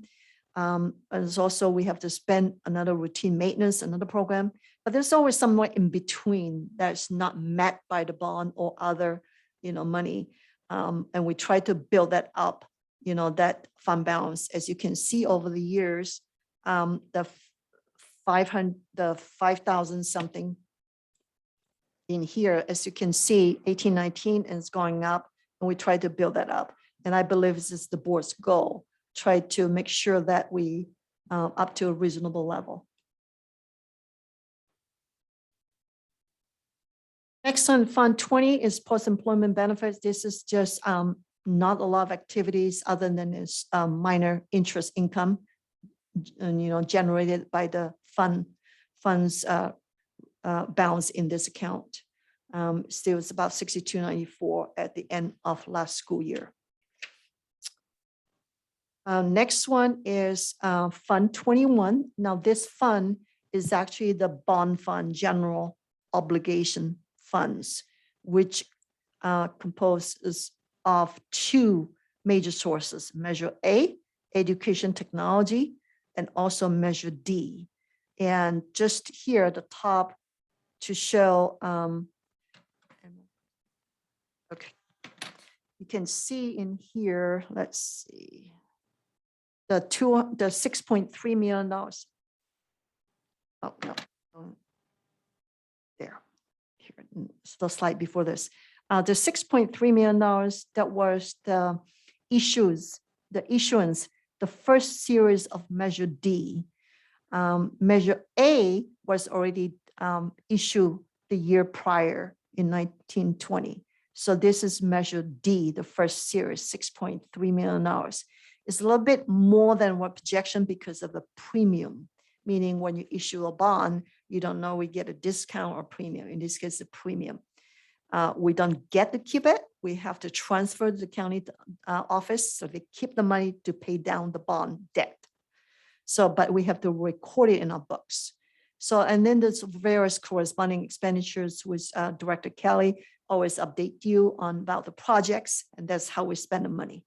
And we have it lined up really well with our master plan over, a 3 years period. Our goal is actually align with financial advisors. Every 3 years, we'll issue the next series. And we have very, very good accounting by, designated by the county office and also by CDE and how we account for that. Each fund or each program, each bond in the fund in our books. The last one is Fund 40, is capital outlay projects.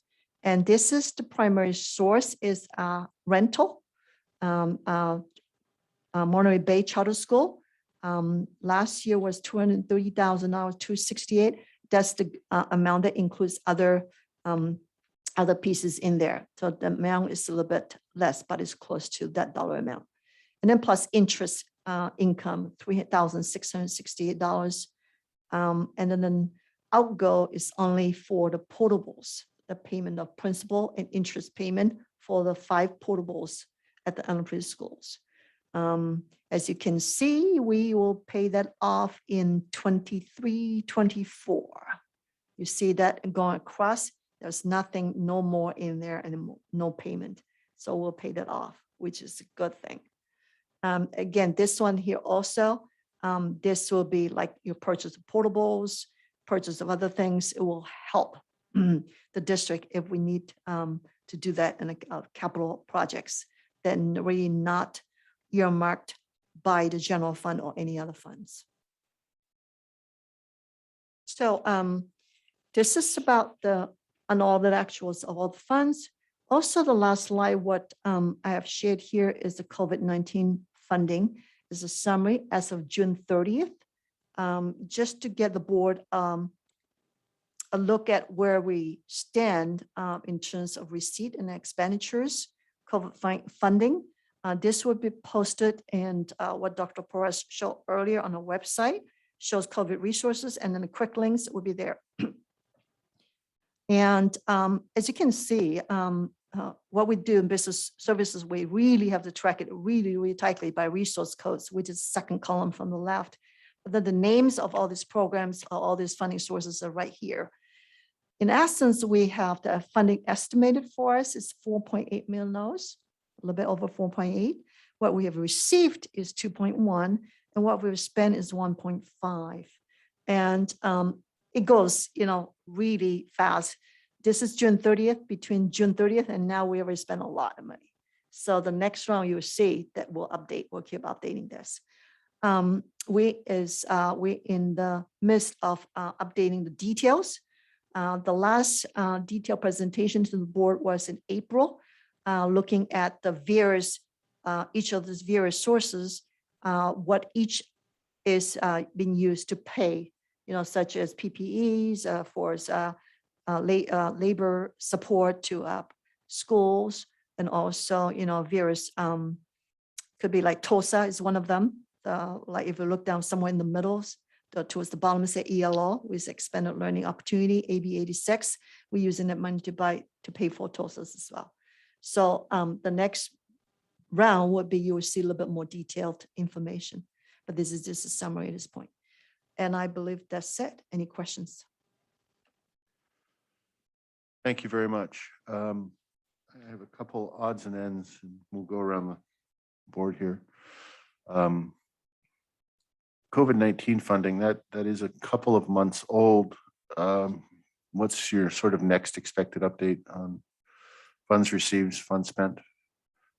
On that particular chart, update October-ish, November-ish? What we could do, we could plan to present that in October when we present the budget revisions. Good enough, thank you. Fund 14, deferred maintenance. We had a little, pardon me, we had a little unusual surplus, and I know that we should not be counting that for very long, because this year is going to be, again, odd financially.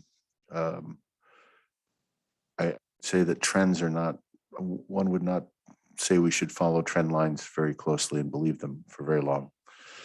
Is it worthwhile transferring some additional funding from the general fund this year with the minor surplus that we received into deferred maintenance, knowing that ultimately when we go through bond money, this is what pays for that? Asking for your thought on it. Not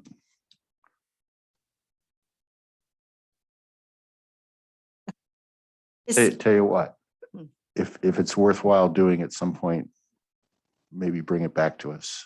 Absolutely. Okay, so I'm not putting you on the spot as to the question. And then we can have an open board discussion on that particular item. Fund 21, bond rates and changes. And it's certainly been at least a few weeks since we've heard anything from Mr. Scott. But every time we see this, I think to myself that are there taxpayer gains to be had? Basically, our taxpayers don't have to pay so much by a reduction in any rates. Where are we with that? I think for this year, because of inflation factors, which is a Prop 13, it's only 1%. Homeowners will, because of that, just sheer nature of that, will say less amount in the tax bills. But in terms of, it's still within what we promise the taxpayers, no more than X dollars when we issue. Yeah, and I really appreciate that answer, which says that we're doing what we promised.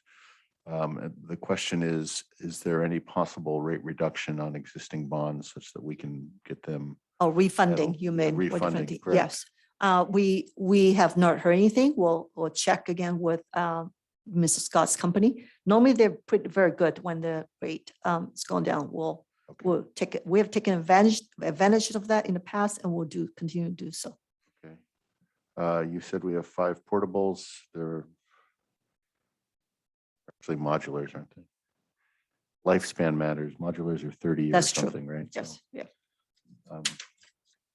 And our general fund is looking positive, and thank you for this presentation, walking through it all. As always, it's fairly clear, and we are looking promising for the immediate future, which is fantastic considering the 2 years that we've just had. So thank you very much. And I defer to, we'll start with Brian and then Carolyn and walk left to right. Yeah, I don't have any other questions really. Just thank you. This is exhaustive. This is one of those documents too that you could sit and flip around and, for hours if you're so inclined, because there's just so much in there. So thank you for that. I'm also amazed that those portables are actually going to be paid off in a couple of years now. It's We need 324, I think. yeah, right here. that's just really great to hear. I mean, it seems like not that long ago. Well, it wasn't that long ago that we did it, but I remember when we did it and how much, just the lengths of the discussions that we went through and trying to figure out how to fund those and how to divide up that cake. So it's great to see that we're almost to the end of that too. So that's all, though. Thank you. Ms. Swanson. Oh, thanks, John. Song, thank you for posting or that you're going to post the COVID money information up on the website. I think that is so important for our community. So thank you for creating that document and posting it up there. I really appreciate that. And then I had a question. I'm sure you can explain it to me, but just a question. It's on page 335, which is, I don't know if you have the packet there. It's part of the import checks at the end of the document. Yes, I do. Okay.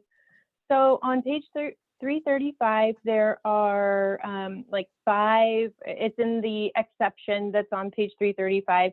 And the one that I just wanted to clarify with you is the very last one. Actually, let me backtrack. Let me clarify with you that I'm actually understanding this properly. So I see like the first explanation is that the district was charged negative interest, which in my mind is money that went out, correct? It was like a fee that we had to pay. Is that correct?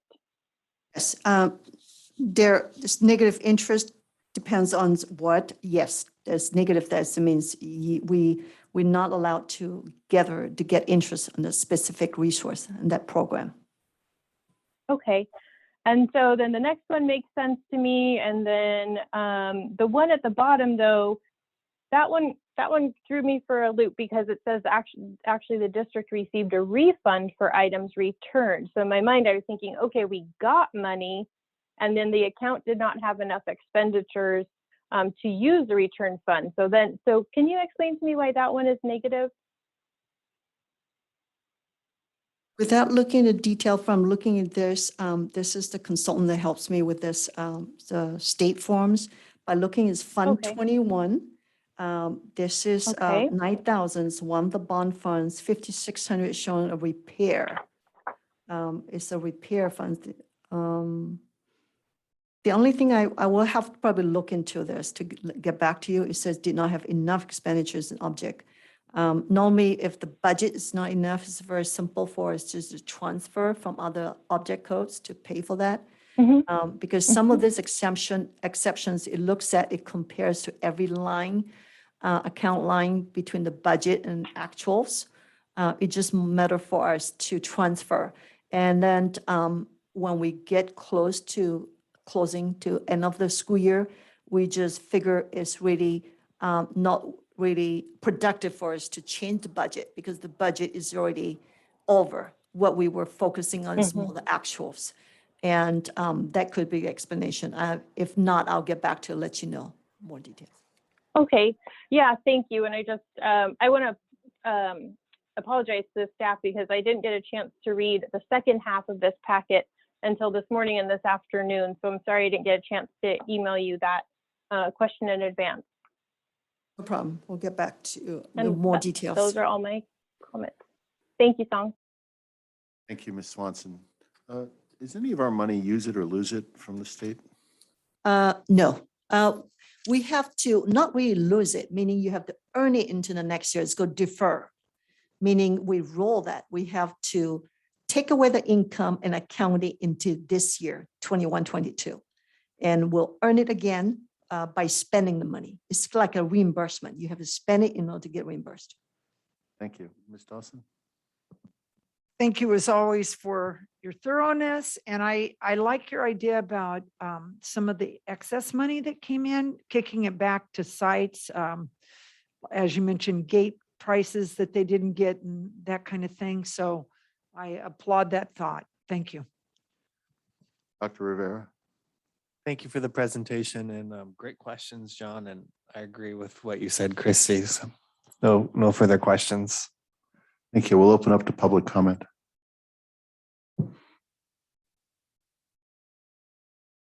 Shocked. I am shocked, I say, that no one wants to touch the budget. This is an unaudited financial, so we will have an audit soon. Is there anybody online? Seeing none. This is an action discussion. We need to accept the unaudited actuals financial report. I make a motion to approve the 2020-2021 unaudited actuals financial. Seconded. Motion's made by John Paff, seconded by Christy Dawson. All in favor? Aye. Aye. Aye. Thank you all very much. It passes 5-0. Ms. Chinbendib, thank you so very much for your presentation. When you look at a document and you realize that she's summarizing, essentially War and Peace here, 11 pages. A lot of trees, unfortunately. Yeah, it is a lot of trees. Okay, we will move on to action discussion C, which is an MOU for the California Department of Public Health. I would actually like to walk through this quickly and easily, but I suspect I have to defer to you to present here. I think it's very straightforward, but go ahead. Thank you. Dr. Porras kind of went through when he updated the COVID report. This is the one that we going into, getting a rapid testing with Monterey Department of Public Health. Now, we call Binex, it's just that Binex is just a procurement with a lab, but the contract is with California Department of Public Health. And as we know, we put out as much as we can of information at the time we got it. By law, we have until October 15, but obviously we want to have this roll out as soon as possible. And the latest today is because of shipment delay to 4 to 6 weeks. So unfortunately, but this is the test kits that we're gonna have. We're gonna have it at every site. The health clerks will be doing that, but we'll be really working very closely with our registered nurse Pally. What was your initial purchase quantity approximately? 1,280. Any estimate? It would, if you have an estimate, I'd be blown away that you would use in a given week. That's a good question. We just asked for the maximum, and as Dr. Porras said earlier, we got challenged when we not using as many, like Optum Surf that we have. They're really questioning us as very low to test. In a way, it's good for us because it means we don't need that. But unfortunately, they could use it somewhere else. The resources could be somewhere else. That number is gonna vary. Okay. Yeah. It could be as few as 5 or as many as 30, just depends on. I'm hoping it's none. Well, absolutely. Nonetheless. I didn't read a dollar amount on our cost for Binex testing. No cost to us. Free from the state. And by no cost, we're not even seeing a cost and then rebilling. It's literally when we get these kits, we get them without a bill. That's correct. Thank you. I have no other questions. We'll start with Ms. Dawson and go left to right.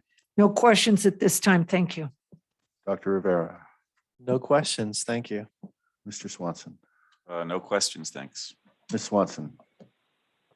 I have 2 questions. Have we put on our website and started recruiting for health clerks to administer the test is my first question. Yeah, The, maybe. the nurse is not required, or a health clerk is not required to assist with the administration of these tests.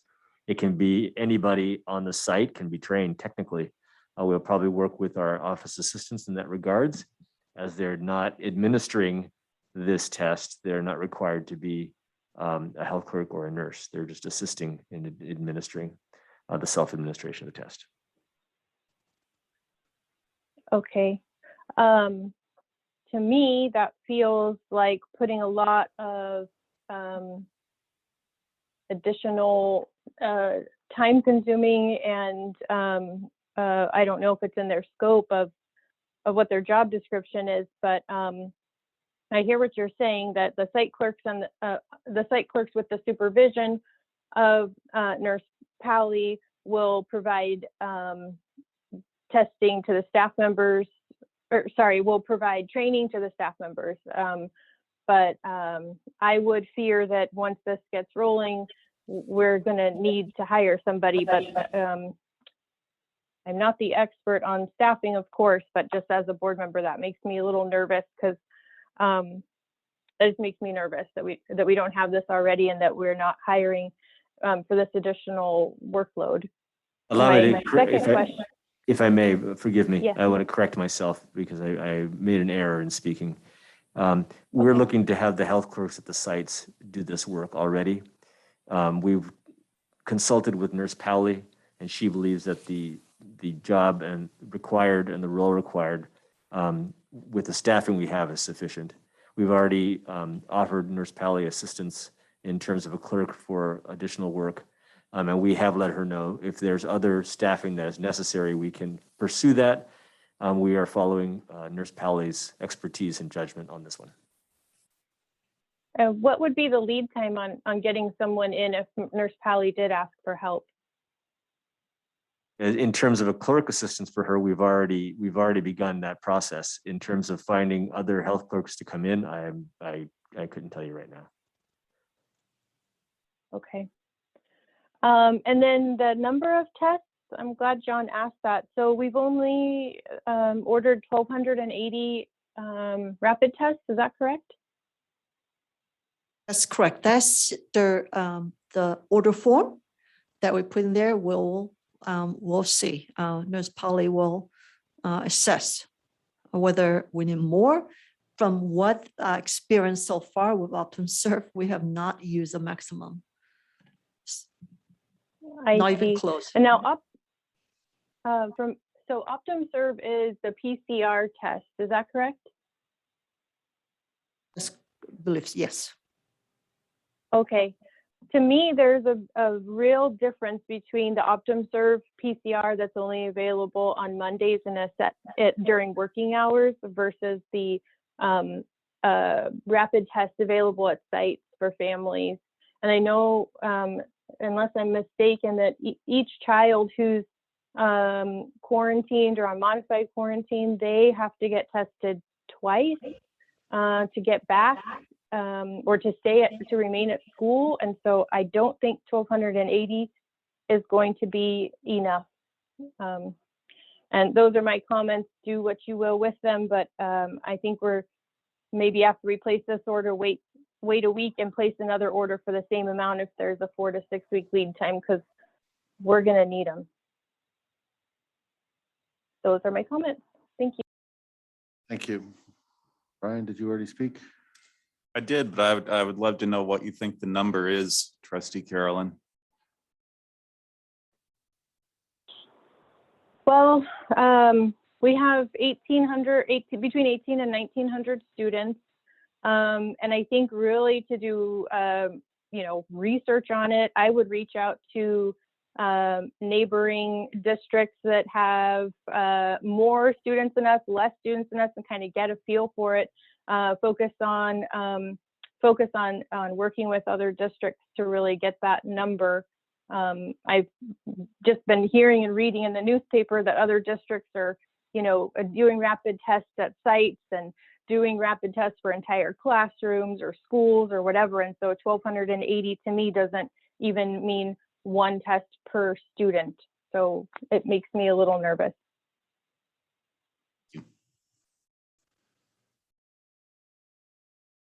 Okay, public comment. Seeing none, anybody online? Ms. Thompson?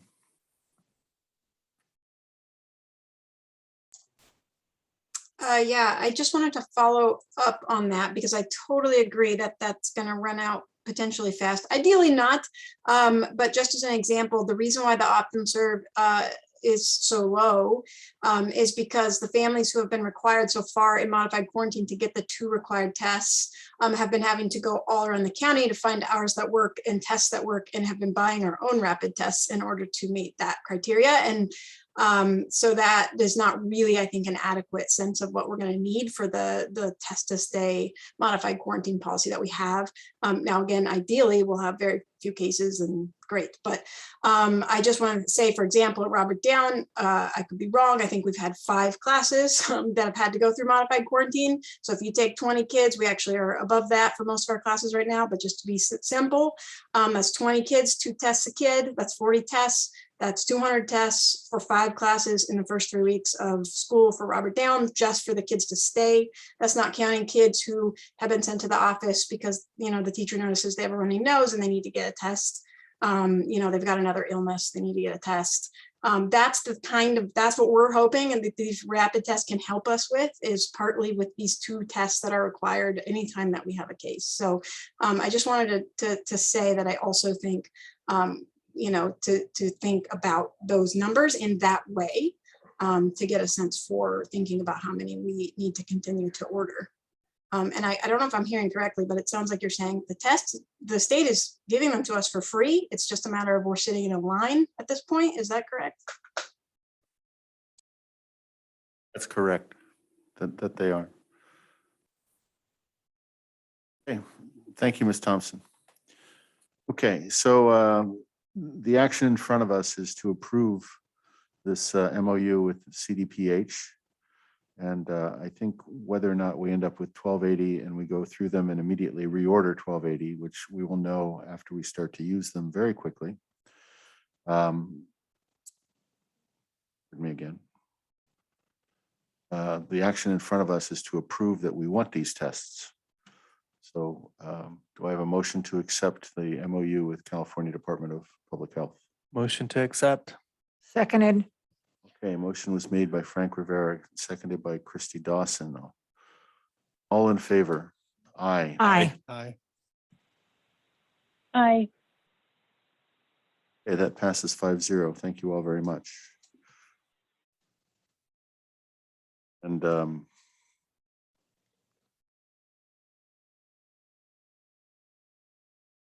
it will be forthcoming.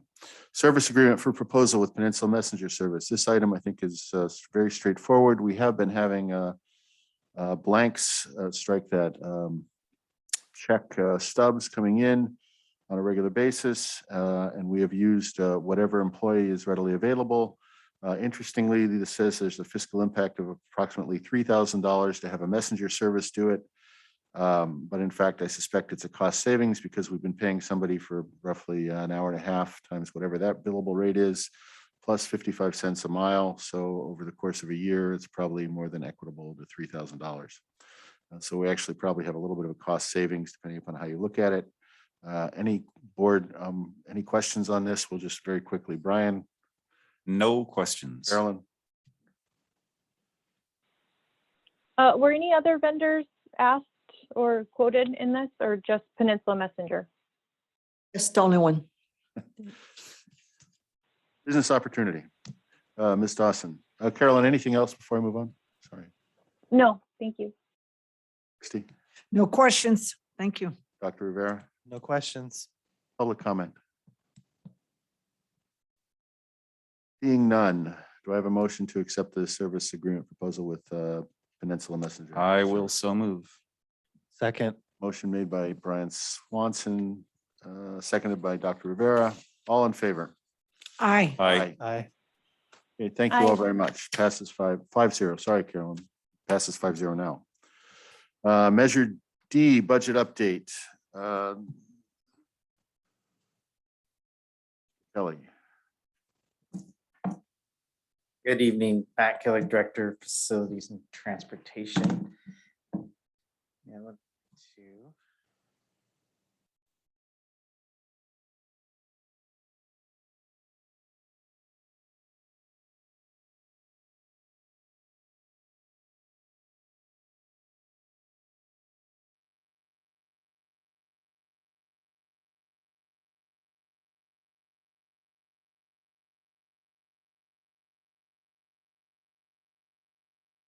All right, good evening.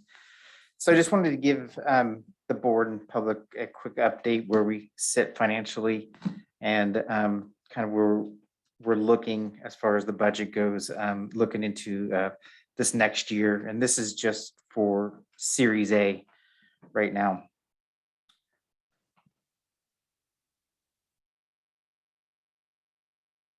The first chart shows, and these are all in the packet, the first chart shows both our active and our complete jobs.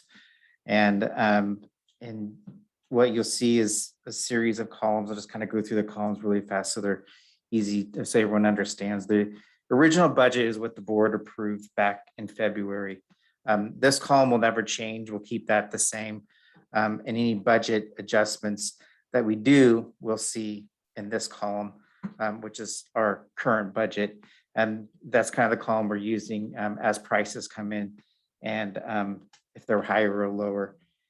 In the next one, we are tracking the budget adjustments. So anytime the budget gets changed, and you'll see in your packet, there is a whole list of the budget adjustments we make.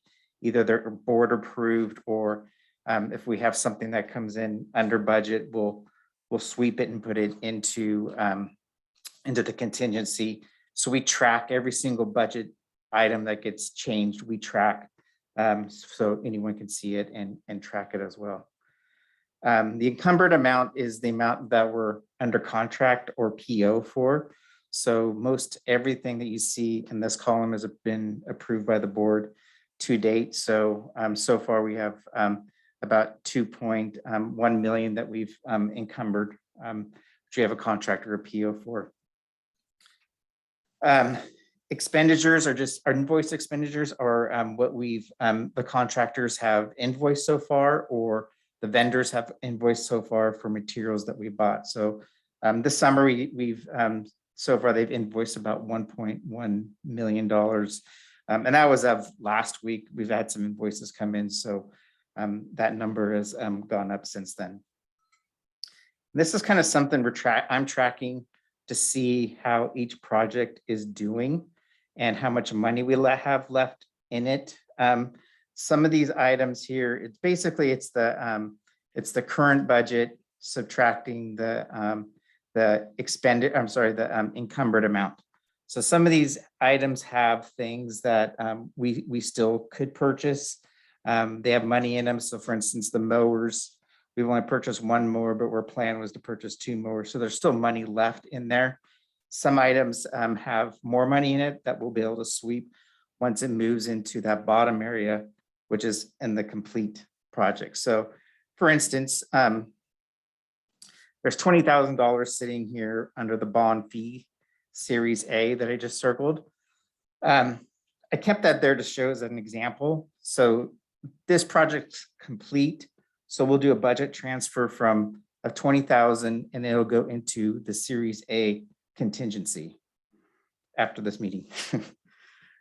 So the Series A contingency right now, we have $325,000 in that line item, which basically means it's not accounted for. And one of the items that we're asking is to move some of that money into a couple of projects that I'll show you here in a little bit that we think that with materials coming in higher and the PAC bids coming in a little bit higher, we want to move some money into. Another thing I want to kind of cover that might look a little different is these 3 projects right here. They're all basically the same thing. And the upper one, TIW means technology, infrastructure, and wiring. The board approved $50,000 for. And what we did is we identified a couple areas at the Forest Grove in the middle school where we needed to do this work. So we broke those out, those two projects out of the top project so we could track them by site. So basically all we did was we took $34,000, made a budget transfer into one of those, into those two categories. And now moving forward, we can track by school site exactly how much money we're spending per school site.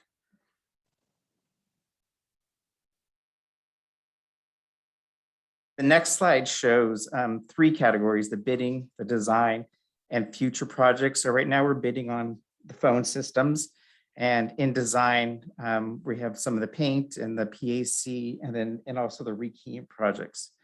In the next couple of weeks, you'll see some of those future, especially David Avenue projects, move into the design portion of it, as some of these other projects kind of come to an end of their phase. So these are the three projects we're asking to increase budgets to, because with COVID, some of the prices, especially for wood, have gone up. So basically looked at these two here for the exterior paint and dry rot, and wanted to add 25% to them. So their budget would go from 140 to 175 and 88 to $110,000. And we would just show that in the budget transfers.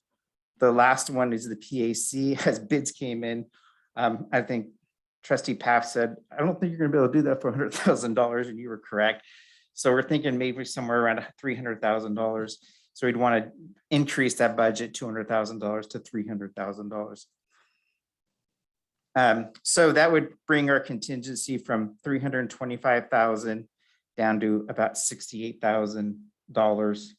But we do have an extra $20,000 that we talked about earlier in the bond fees that would actually go in there. So it's really $88,000.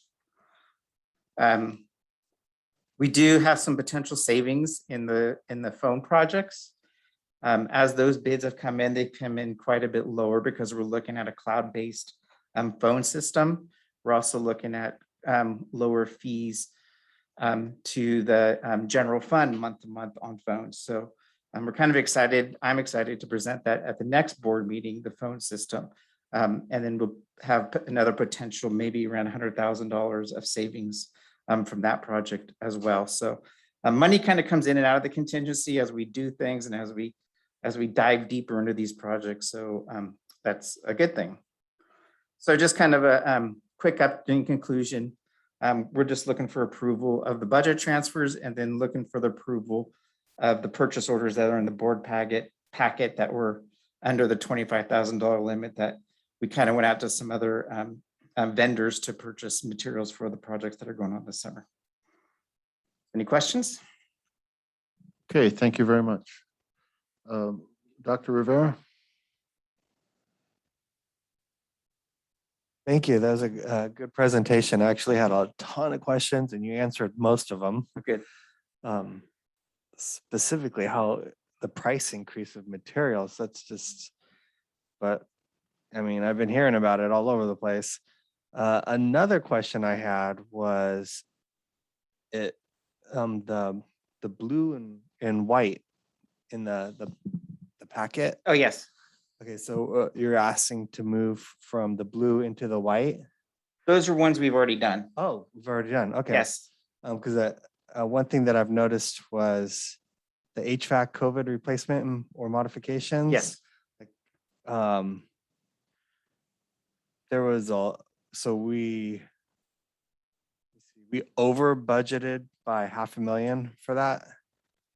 That was a project that came up right as we were getting the money for Measure D and as COVID was coming. And so I moved the entire contingency that we had at that time into HVAC because we had no idea what the scope was at that time. We didn't know if we were going to be replacing, we didn't know if we were going to be testing. And so as we kind of moved along, we figured out that we were going to do some testing on it, replacing what we could replace. And so the budget significantly came down on that item. Okay. Whew. Yeah, That's it was good. a huge unknown. So, and then the last thing, and this is I noticed towards the bottom, we moved in for the high school field and track replacement, the $91,000. Right. And but from the previous, it looked like we were shy by 150. Correct, yes. So the project came in over budget of about $150,000, and that was mainly because we added a pad to the field, and that was, we put a study group together of students and coaches, and that was one of the biggest thing that came back was they wanted a pad added to the field. So there was extra costs with the pad, there was extra cost then with the grading. And so those were the extra costs that most of the 150, the 90,000 was from the change order that I authorized for the drainage issues that we're having on the field. So, and I think that was in this last packet under the consent. We had studies of the drainage that was happening, and that kind of had to do with the pad too and how it drained, and it all focused all the drainage to the outside, and so a lot of the trench drains were plugged up, and so we needed to kind of dig them out and put some better rock into them. Great, thank you. That's all. Yeah, thank you for the presentation. I wanted to comment. I know we've talked about making sure the public is aware after all the support of the things you're doing, and the information you sent out today with the drone going over the new football field. I thought it was, I was a sucker for it. I thought it was so stunning, the colors and presentation. And I appreciate you getting that out to people so they know what you're doing. Thank you. Ms. Swanson? I actually agree with Christy in the fantastic job you're doing with the communication plan. You are far exceeding my expectations with all of that was on that. So thank you, and thank your team for that, please. And I don't have any questions about this item. Yet again, you create your items in such a way where as I read them, it flows so well and it answers my questions as I'm reading through it. So thank you for that. Thank you. Brian? My only question is about the Performing Arts Center, because that's a huge jump, right? From 100 to 300 grand. Can you give us a thumbnail sketch again on what we're doing there? I don't know, there's quite a few things, but. Yeah, so we're doing, we're looking at upgrading lighting, sound, curtains, doing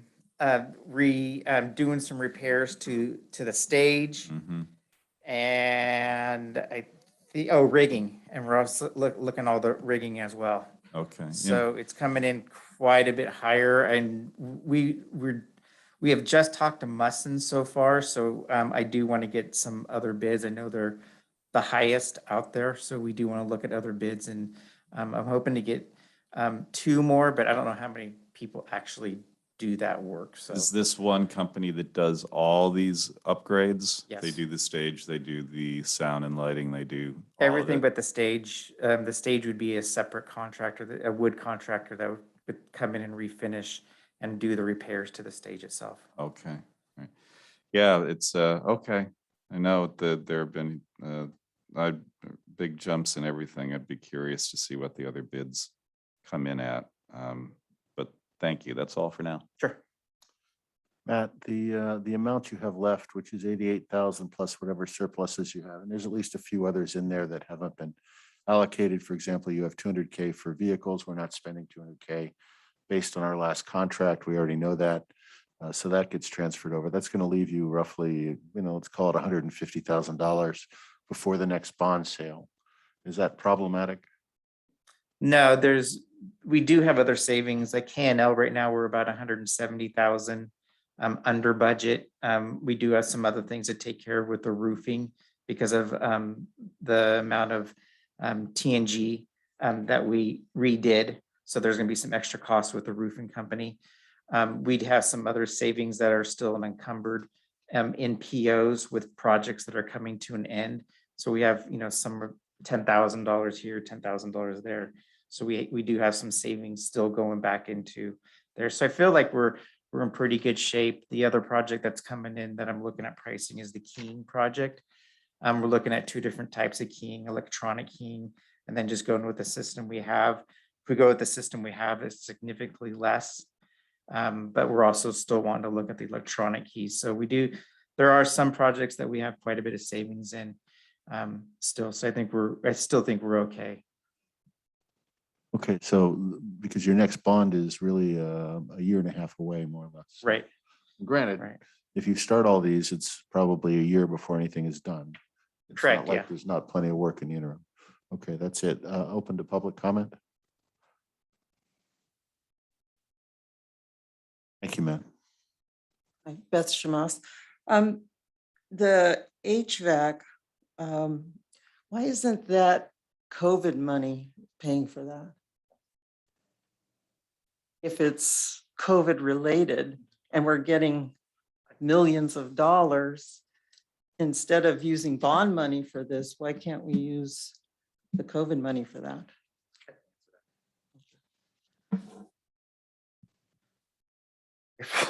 So the biggest reason is because we did the testing and analysis of it.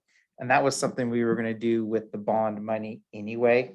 So the title, even though the title says COVID, it was basically just a way of saying that we moved it up a couple years to do that testing and that analysis of the HVACs. So we could get that number for COVID, and then we can also use those numbers in a redesign of the HVAC system. Oh, yeah, although. Some of COVID money for some of the. Well, most of the money for the upgrades to the HVAC will come out of the bond. The COVID money that we're using is like when we're buying about 150 HEPA filters, that's coming out of COVID money. Right. We do use optimized COVID because we have to think about learning recovery as well. Like the TOSAs and labor. Yes, absolutely. That the plans has been actually been filled, money plan expenditures. Okay, thank you. The other thing is, thank you for the banner that you put up. It's bright, it's pretty, it's attractive, it's very nice. But on the just on signage itself, I just want to suggest, and I know that it's not on our list of bond projects, but we don't have any signage for like the parking lots, especially at the high school. So every time there's an event, people don't know where to park, or if you have a map, you really don't know where your parking is available. And it just seems to me that it'd be good to have some simple signage, like in the labeling of parking lots, like A, B, C, whatever, that would be helpful. And the other thing too is signage on the stadium entrance. I mean, it's like, where is it? I look across the street from my house at it all the time. And it always kind of bugs me that there's no sign there that says, Breaker Stadium. And maybe that could be something, if the student rep was here, I would say a senior project, to give to the school, just some kind of a nice sign there. Doesn't have to be super expensive, but something nice. And the grounds, I was just wanted to ask you what you're doing with the high school grounds there. And the grounds also in front of the stadium, they don't look very nice. So it's just a simple thing that could be. Thank you. Any further questions, public comment? Anything online? Okay. Mr. Kelly, anything you'd like to add? That's it. Thank you very much. Thank you very much. Board, at this time, we have a request then to allow these budget transfers and approve the ratification items here, which don't run a whole lot of money, actually. The whole thing is about $4,000. Oh, I'm sorry, there's $7,500. I have a motion to accept this as presented. Motion to accept. Motion I'll was, second. motion was made by Dr. Rivera, seconded by Mr. Swanson. All in favor?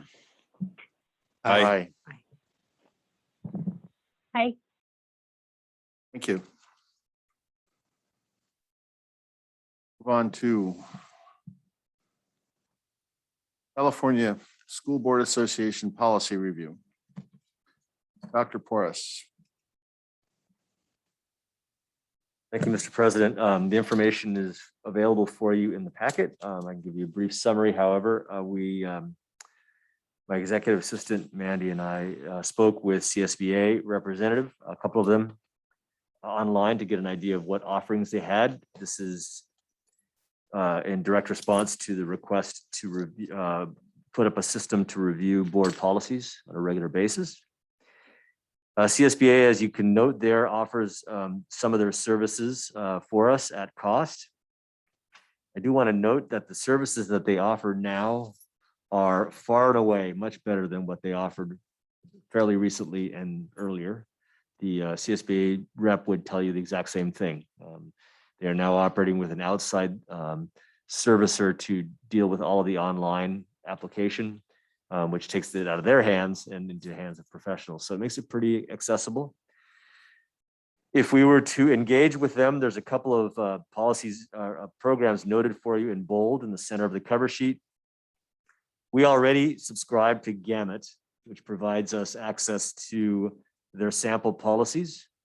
And there is an add-on that is now available beyond that, which is the Gamut Policy Plus, which gives us a little bit more access and work in regards to updates that they offer. And we receive our own webpage as part of that, which integrates into our website. So that gets managed and for us makes it a little bit more user-friendly. This also helps to manage, to do the updates for us on a regular basis. So we don't have to watch for that as critically. However, in order to do this subscription, the district must go through the policy development workshop, which is noted after that. And that workshop is a required course, which essentially requires a small group of us, a trustee at least, a couple of administrative staff, and then support staff. It's a 2 to 3 day, all day workshop. And the intent is for us to go over all of our policies, policy by policy, to determine, number one, which ones, are they all still relevant to us? And do we want to move forward or not? And to what degree do we want our board policies to be developed? Whether it's just cursory development or something more specific to our district. This workshop is a requirement, as I said, and ultimately the outcome is trying to make a tailor-made product for PGUSD. At that point, then we would roll forward to have all of our policies eventually posted onto a hosted website. There are samples that you can look to from other districts, but basically it's a really nice curated site. Our current site right now, as you know, is essentially just a searchable PDF document. This would be a lot more than that. So the costs are listed for you there. There's a time and commitment that comes with this. I'm not sure which staff would I mean, obviously I would be involved, as would Mandy and one of the board members at least. So it's there for you to review. We basically need to know what direction the board would like to pursue. It is important to know that they will not be able to do any of this work with us until about February. So they're backlogged just by simply lack of staff and capacity at this point. So regardless of what we do, we would not be able to engage with them on this process until sometime in February. So there is time for you to consider and think about it as well. The CSBA is happy to do a presentation for you at a board meeting if you like, so that they can show you all the ins and outs and the bells and the whistles. And they did offer that as a possibility. They just wanted to know your reaction and direction based on this meeting. Leave it at that. Thank you, Dr. Porras. Mr. Swanson, questions, concerns, comments? Yes, a few. The subscription that we have right now, our basic subscription to Gamut, rough idea on what that costs us annually? It's so what? Yeah. 2,400? Yep. Yeah. Okay, all right. Second page. So we'd be looking at, the next step would be to add another 2,600, but that's tied to 8,200. So we're looking at a net of 10,840, not including extra staffing costs as well, right? Yeah, if we have to go to that point, yes. And I would imagine everybody except for you gets paid extra to be doing that, right? Well, it depends on what the job is. So, or do we have to pay you extra to do No, that as too? duties as assigned. Yeah. So, and do we have any idea of the actual additional staff that would be necessary? You know what, I think, once it gets rolling, it actually, I really do think it will become easier for us to manage it, because it's going to be curated by CSBA. So I think the additional staff work, I wouldn't worry too much about that. The developing, that's going to take the most amount of time, but that really has to be done with the people who are going to be accessing and using the product. So I don't think it's going to be a large burden in regards to additional staff. It's more just the cost of getting the program going and the time, obviously. Yeah.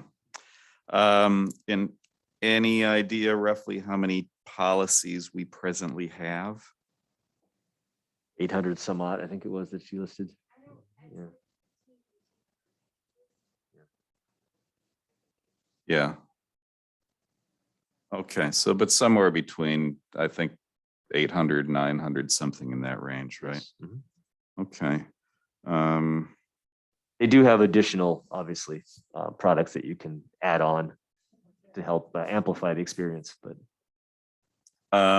Okay, and then you'd mentioned that ultimately when this was done, when the project was actually completed, they'd be able to host all of it. Yeah. And is there an additional cost to that, hosting it as well, or is that tied to the Policy Plus? Our understanding is it's tied to Policy Plus. Now, that does bring up a really good point, which I failed to mention. What happens if we decide to leave CSBA's service? They were not really clear exactly how do you get back all of your information. Yeah. So it sounded like what it was or would be is they'll simply do a data dump into a large PDF and just give it back to you. I'm hoping it would be at least that organized, but I don't know. And they were unable to answer that. She was going to pursue that information. Okay, well, I'm glad you asked, because that'd be something good to know. It's like, I'm always worried about getting involved with something where all your information is sitting somewhere else. And I've been there before with contract systems and things like that, and databases where you think it's yours and it's not, or trying to get it and get all that information then moved into something new, it's or we're just back to a big searchable database or a searchable PDF. So that's all I've got for the moment. So thank you. You're welcome. Ms. Swanson. Thanks, John.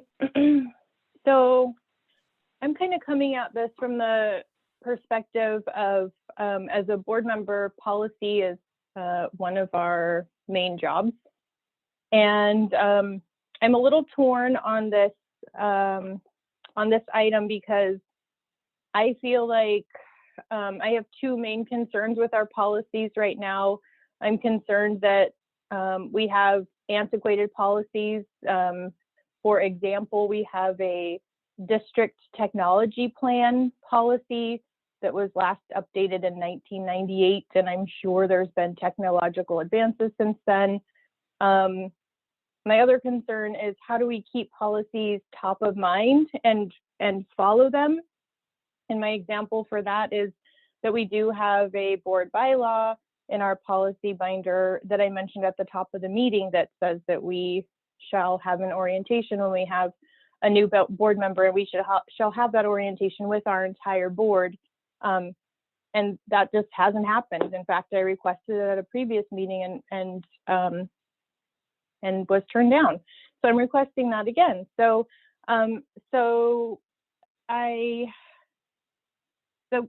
the part that I'm torn on, because I absolutely want to do this work. I think this work is so important. I think it protects us liability wise to have policies that are tightened up and reviewed regularly, so that we make sure we're following them.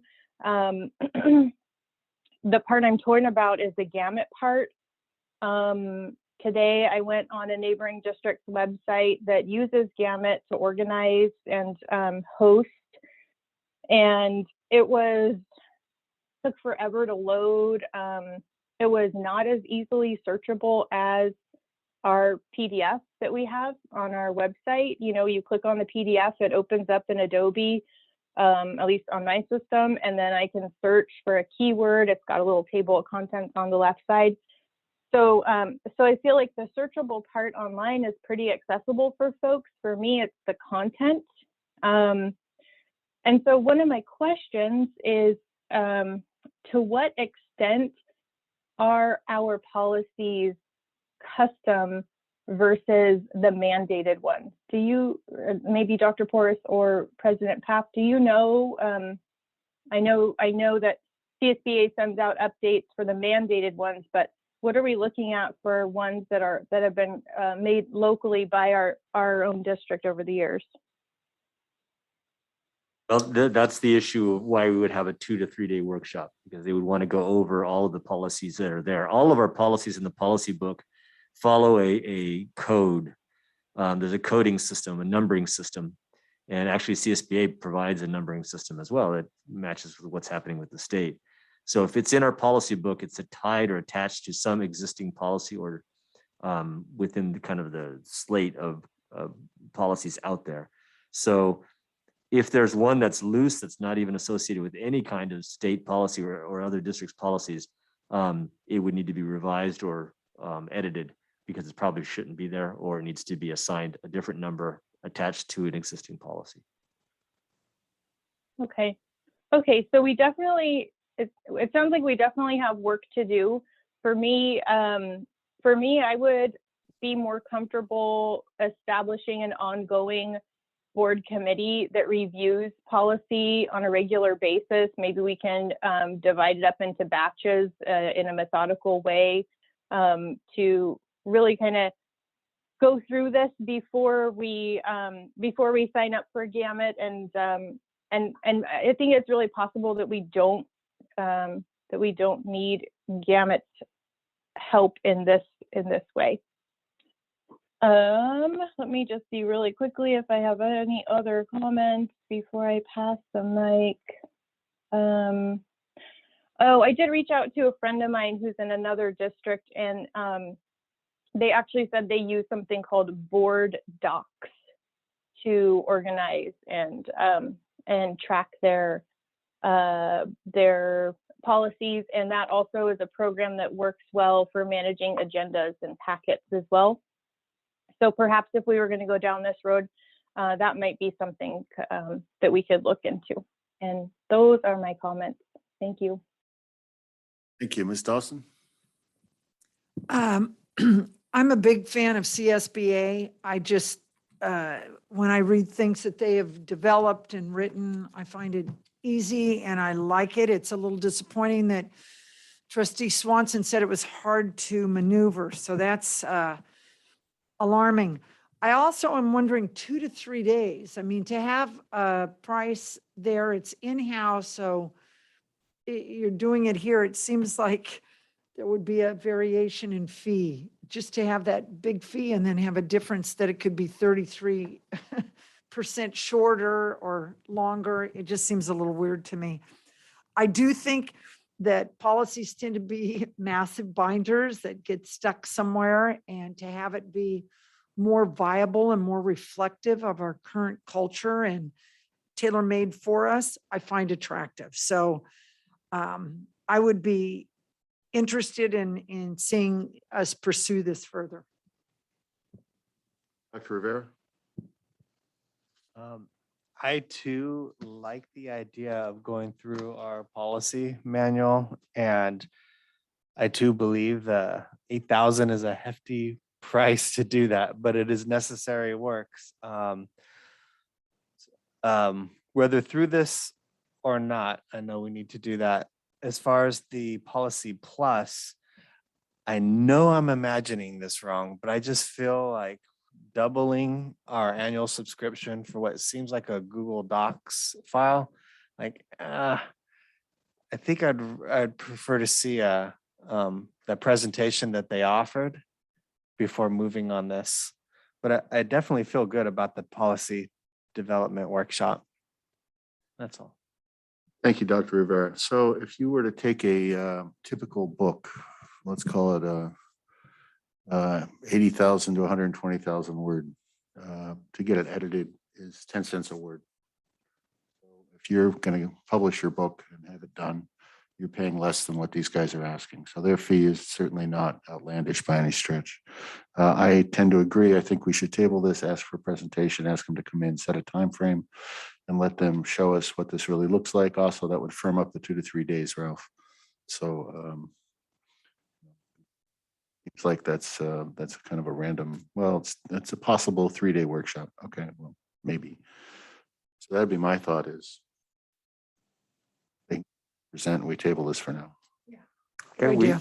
Good idea. We'll get back to her and ask her for that and see what the timeline is for it. And just if I may, Dr. Rivera, I think what makes it a little different than the Google Doc example is that it's the curation part's the important part. That there's a system in the background that's regularly checking all of the policies for any updates are flagged, immediately marked, and then so that comes to our attention, comes to their attention, and so we're not the ones that having to go keep doing that over and over again, which can be, you just lose track of it after a certain period of time for sure. So I think that's part of the benefit of it. Beyond Monterey Peninsula Unified School District, their communications officer used to work for CSBA, Marcy, and so she knows that system really, really well. And I spoke with her about a lot of this as well. They also, Monterey Peninsula Unified is one of the few districts in the county that actually have an ongoing policy development committee, which was based off of this, that they do meet every couple months for a couple hours and just kind of review, okay, what's new in Gamut? Where are we at? Let's take a look at what we have and what else has been discussed at a board meeting in the last couple of months. Let's take a look at those policies and look at what we might want to do. They have a rotation. There's a board member that sits on that, but they rotate that member out pretty regularly so that every board member has an opportunity to be part of that discussion. Thank you. I know I was grossly simplifying. No, it no, there, I know. so thank you for clarifying. That's okay. Just not a worry. Well, they're also pretty outstanding, I think, as far as orchestrating things and guiding through the process, as opposed to us sitting in a room and chatting it over among ourselves. I mean, I really respect the way they do that. So there's a lot to be said for that. A public comment?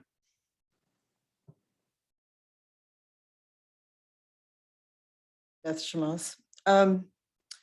When I got on the board, we had to review all of these policies because they hadn't been reviewed in many, many years. And that was like one of the first tasks that we had to undertake. And we did do like a board subcommittee, 2 people who went and started going through each policy and then bringing forward to the board, things that needed to be looked at again or were outdated or needed some kind of tweaking.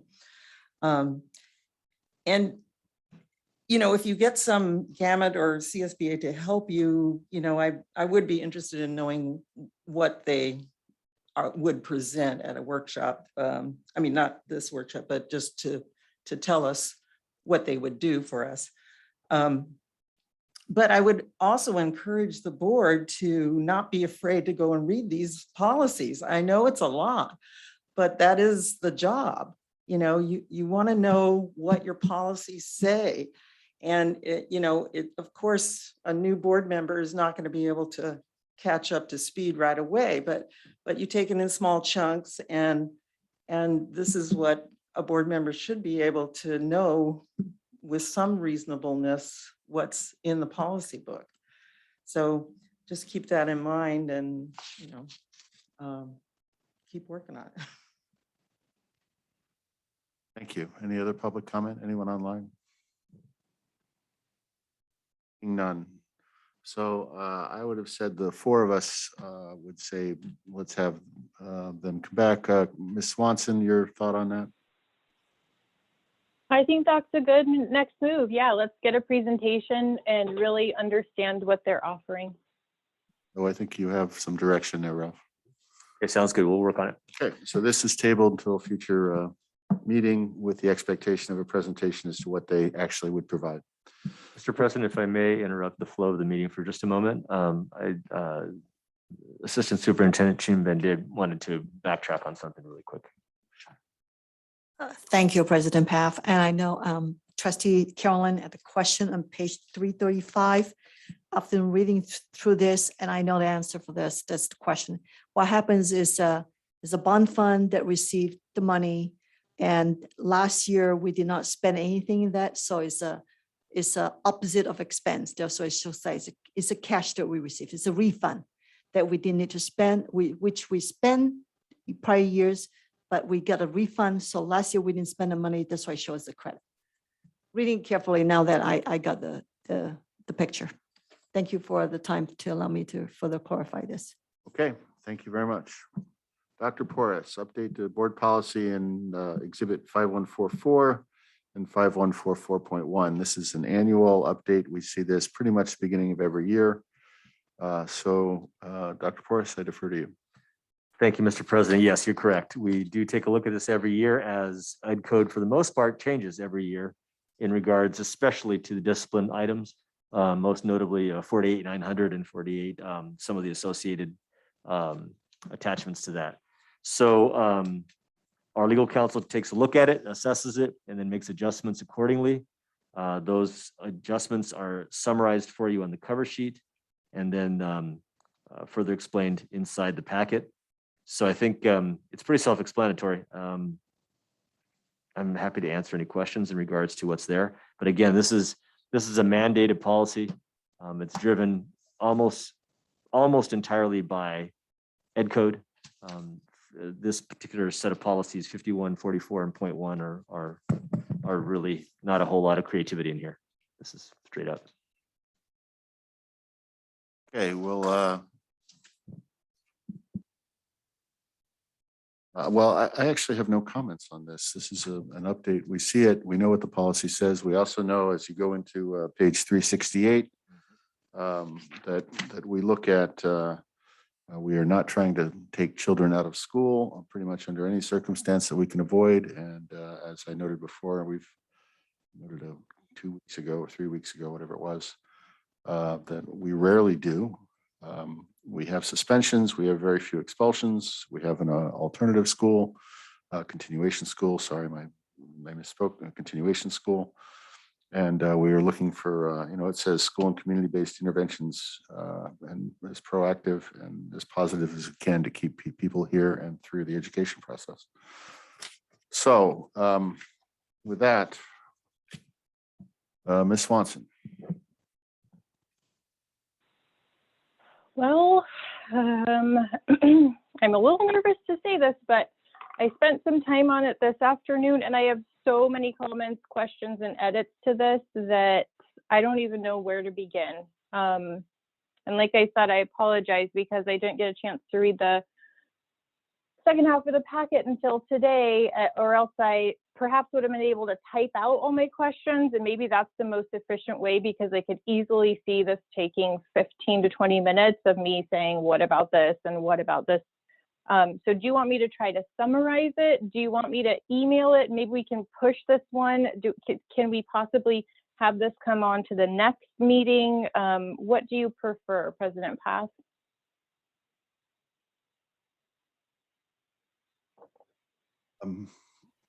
Well, let's go through the rest of the group and then make that decision whether or not we're going to defer, okay?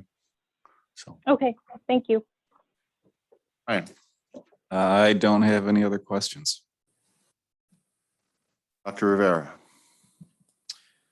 Comment on just the opening that you mentioned and on 368. I loved how it basically points to our restorative practices, not trying to take kids out of school. You did have a question. It seemed to pop up in a couple of places, but it reads, I'm looking on page 397. The third paragraph down, it reads, the district shall not suspend any student in kindergarten through 5th grade for disruption or willful defiance. This limitation shall not apply to the right of a classroom teacher to suspend a student from a teacher's own classroom pursuant Education Code 4810. 48910. So I just wanted some clarification so that the teacher could suspend a student, but nobody else. So You're right. That's a great question. There are kind of two forms of suspension that they're referring to there. A teacher can basically remove a child from their classroom for up to 5 school days. Think of it like an at-school suspension. It's not a 48-900 suspension. It's a removal from the classroom. What they're referring to in the district level is an actual 48-900 K suspension from school. So a teacher can basically can have a kid be pulled from their classroom for defiance, but it's not a suspension per se, it's a removal from their classroom. They have a right to do that for up to 5 days. That's the difference between the two. So you can officially suspend a student from, they're provided an alternative environment at the school. okay, cool. That makes sense. Thank you. So that's essentially an in-house suspension, but it doesn't go officially as a suspension. Right, it doesn't correct? become a 48-900 K. No. They still have discipline, but yeah, the word verbiage. My understanding of this is mandated. This is given to us. I just think it's the way it kind of is. I'm not sure. I'm sorry too that you got, for some reason, weren't able to read this sooner, Trustee Swanson, but I don't think we get to play a lot with this, right? Doesn't this go through legal and all that stuff? And they say this is how this has to read? All of the strikeouts that you see in the corrections are made by our attorneys at Lozano Smith. Okay. So I appreciate the strikeouts because it's kind of nice. You can kind of see how they're updating, how they're changing things. And I do appreciate that, but I think it's solid. And I also like the tone where you can really feel like schools are, that's changed so much over the last 10, 15 years, where in-house and try to remediate in other ways. So that's very nice. So I have no problems with it. I like it.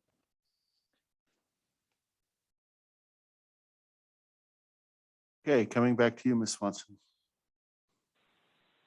Okay, would you like me to give you my edits? Well, sure, go ahead. Okay. So what I did today was I pulled up a board policy from a neighboring school district in Monterey County, and I compared ours with theirs. And then I also noted that our attorney had put some little track changes bubbles in the document asking us questions. So I'm sure that the attorney would like guidance from us tonight on those questions as well. So I'll begin. On page 361, the second paragraph, I would like to see a sentence added, and this district that I got this policy from also uses the same attorneys that we do. So of course we would run it back by our attorney if we were going to change anything, but my instincts tell me that these are valid additions, and I think it's valuable to try to improve our policies every time they come up. So I'd like to add on the second paragraph, the strategies shall focus on providing students with needed support, communicating clear, appropriate, and consistent expectations and consequences for student conduct, and ensuring equity and continuous improvement in the implementation of district discipline policies and practices. Shall I continue? I think maybe you might be right to go ahead and email it in. I mean, it's substantial and it's not like we can catch it on the fly. So you've written these all out. Is that our understanding? Yes. Well, With, what do you- with no expectation that we have to accept them. Of course not. No, this is a board decision, but we're going over policy right now. So I have these edits and additions that I hope we're able to discuss. So whatever format you would like me to do that in, I'm happy to oblige. Timeline for this, Dr. Porras? It's at your, at whatever timeline you desire. This is just simple. We're beginning, obviously as the school year began, we will administer discipline as per policy. So, and we typically follow ed code. Right now, we've had no suspensions. So we're in good timing, so. Well, if these were to run, say 15, 20 minutes, I'm thinking maybe they need to be emailed to us to take a look at. I mean, I can't do it in my head as it's read to me Without personally. implementation, don't put them in. So, If we I'll get take whatever suggestions. direction you'd like. Okay. Well, Brian, And I think we should take a look at the questions and table this and bring it back the next time around since it's not pressing. On the 16th. Frank? I agree. Okay, so we table it until the 16th. Thank you. And Trustee Carolyn, you'll send us the things you're talking about so we can take a look? I'll email him to Ralph and he can distribute. Yes. That'll be helpful. Board calendar, future meetings. Ralph, any changes up to December 2021?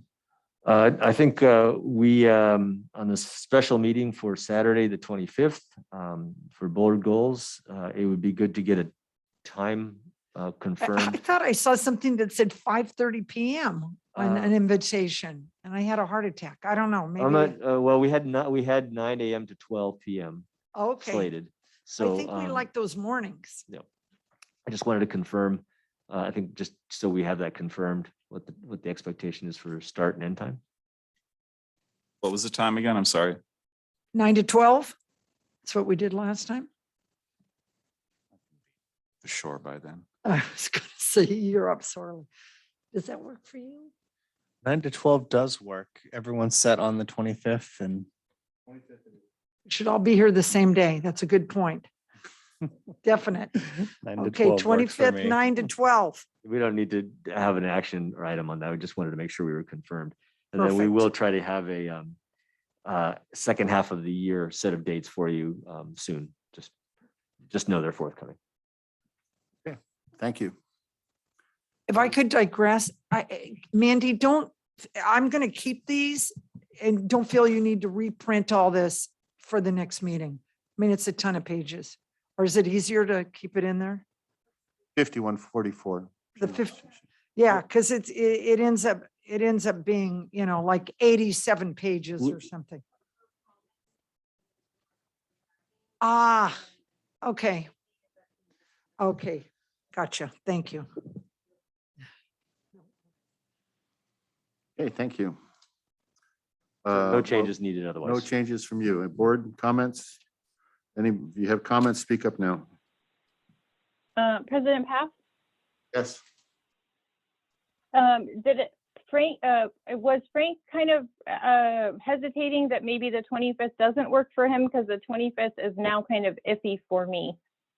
No, I did not hear you hesitate. I would prefer the following weekend if it was. That's- Oh, really? Yeah. I don't know my No, guys, calendar. I don't know how to say this. We've been through this 3 times. So, you can push it to, you want to say what does that make it? The The second. 2nd of October, and then we go October 2, October 2nd, 21st, 28th. I can't do October 2 anyway. I'm not even in town. 25th it is.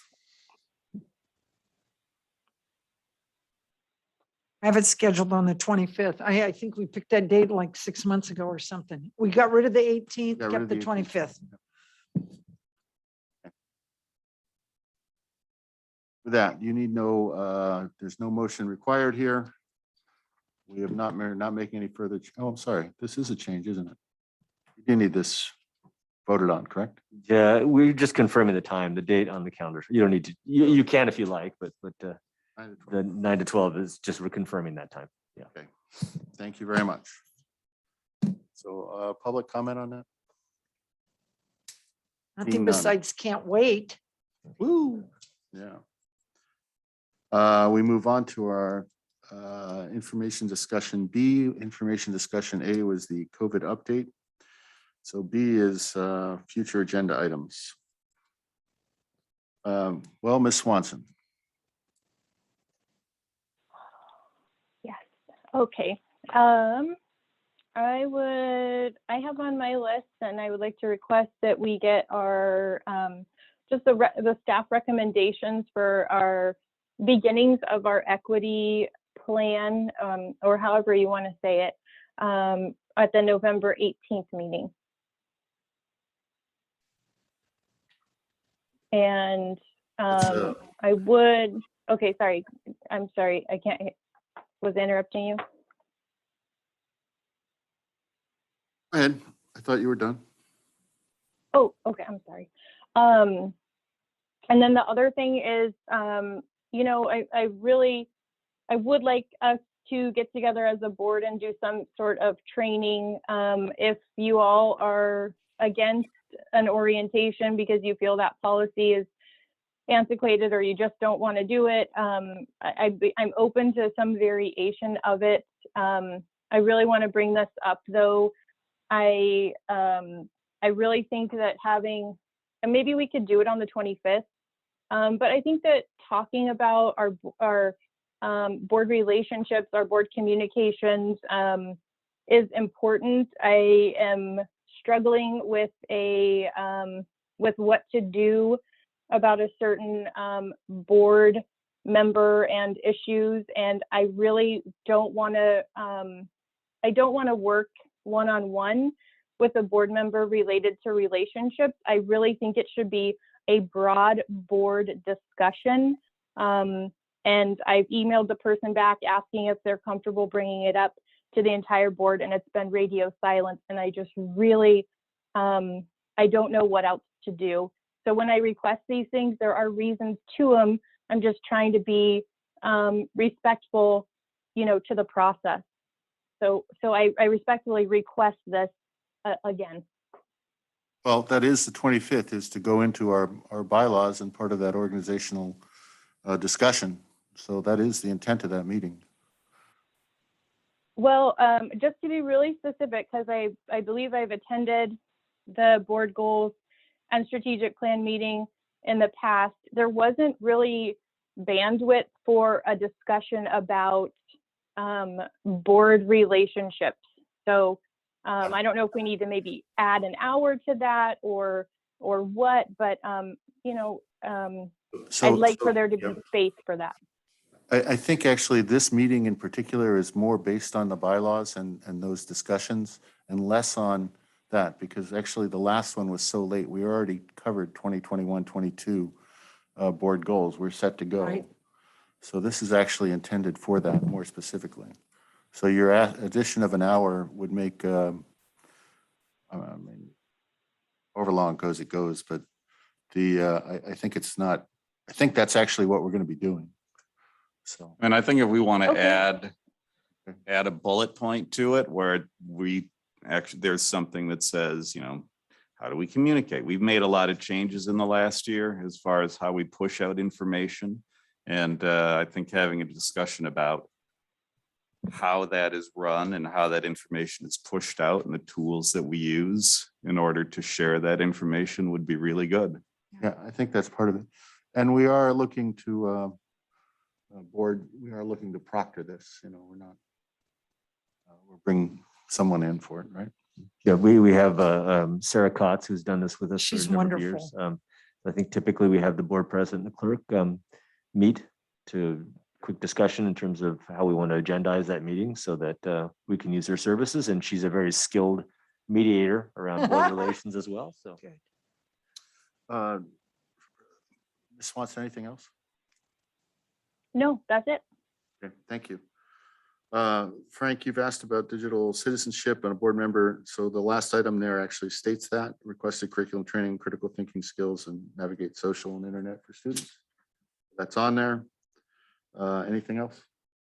No, sir. Ms. Dawson? Yeah, I want to speak to November 18th. I know trustee Swanson gave that date. I feel that as a board, there should be an umbrella. But I want to go back to what you said earlier, Dr. Porras. I know you and your staff have been working hard on how to proceed. I don't want us to give you an arbitrary date. I don't feel now that it's going to be something that's put off, but I think you need to have the time you need to discern which programs would be appropriate and how to broach the subjects with staffs, with the admin at the various sites and their staffs. So we're in September, so this may be plenty of time for you, but I believe you should take the time you need to get this on the right track so it can be thorough and done very well. Thank you. I appreciate that. I think I do appreciate you saying that. I think by that time we should be able to give you an update report on kind of where we are and how we're proceeding. Okay, We great. may not have all the answers, but I think we'll have some good steps in place. Well, I like the idea of the update because you've already started doing a lot of work and we're hearing about that. And I think it's necessary and it's a really good thing for the district. So I love it, but Thank you. take what you need. Thank you. This has a February 4th return of affordable housing. I will be working with the city, I think at their September meeting, so we'll see how that goes as well. That's great because Mr. Walton was in on that, so you'll step in there. Good. Mr. Swanson. Nothing additional to what I already mentioned about the meeting on the 25th. Okay, thank you. The 25th of September. Any public input? And Mr. President, if I may, just before we get that, you asked me to comment on a couple items. I do want to note that the request for the solar panels that is being processed and that will be coming to you, I believe, the next meeting. So that's coming. And there was a request about the eco-friendly tools and products. We'll be working on an update for you on the board that may end up superseding placing it on the agenda. So, but I do want to let you know that that report it's in the works. So that'll be coming along as well. It's just lots of other things happening, but I wanted to let you know that's what's going on. Okay, thank you. Just a little reminder about the 25th. You mentioned that you guys would be putting together an agenda. I would hope that whatever agenda you put together, that maybe on the 16th, everybody looks at it. So you are all clear about what you're going to be talking about on the 25th. Because it's so important, and when people say communications, some people may think one thing and some people may think another thing. So just to be absolutely clear about what you are going to do on the 25th would be important. Thank you, Beth. Anybody online? Okay, it is 9:46. We are not adjourned. Board, we need to go back into closed session for about 5 minutes, after which we will come out and adjourn. Anyone working for the district who wishes to go home, you are of course free to go, except Jonathan, you're not free to go. And Mandy, you're not free to go, sorry. But the rest of us need to pick back up for just a few minutes. There was one item we need to bring up.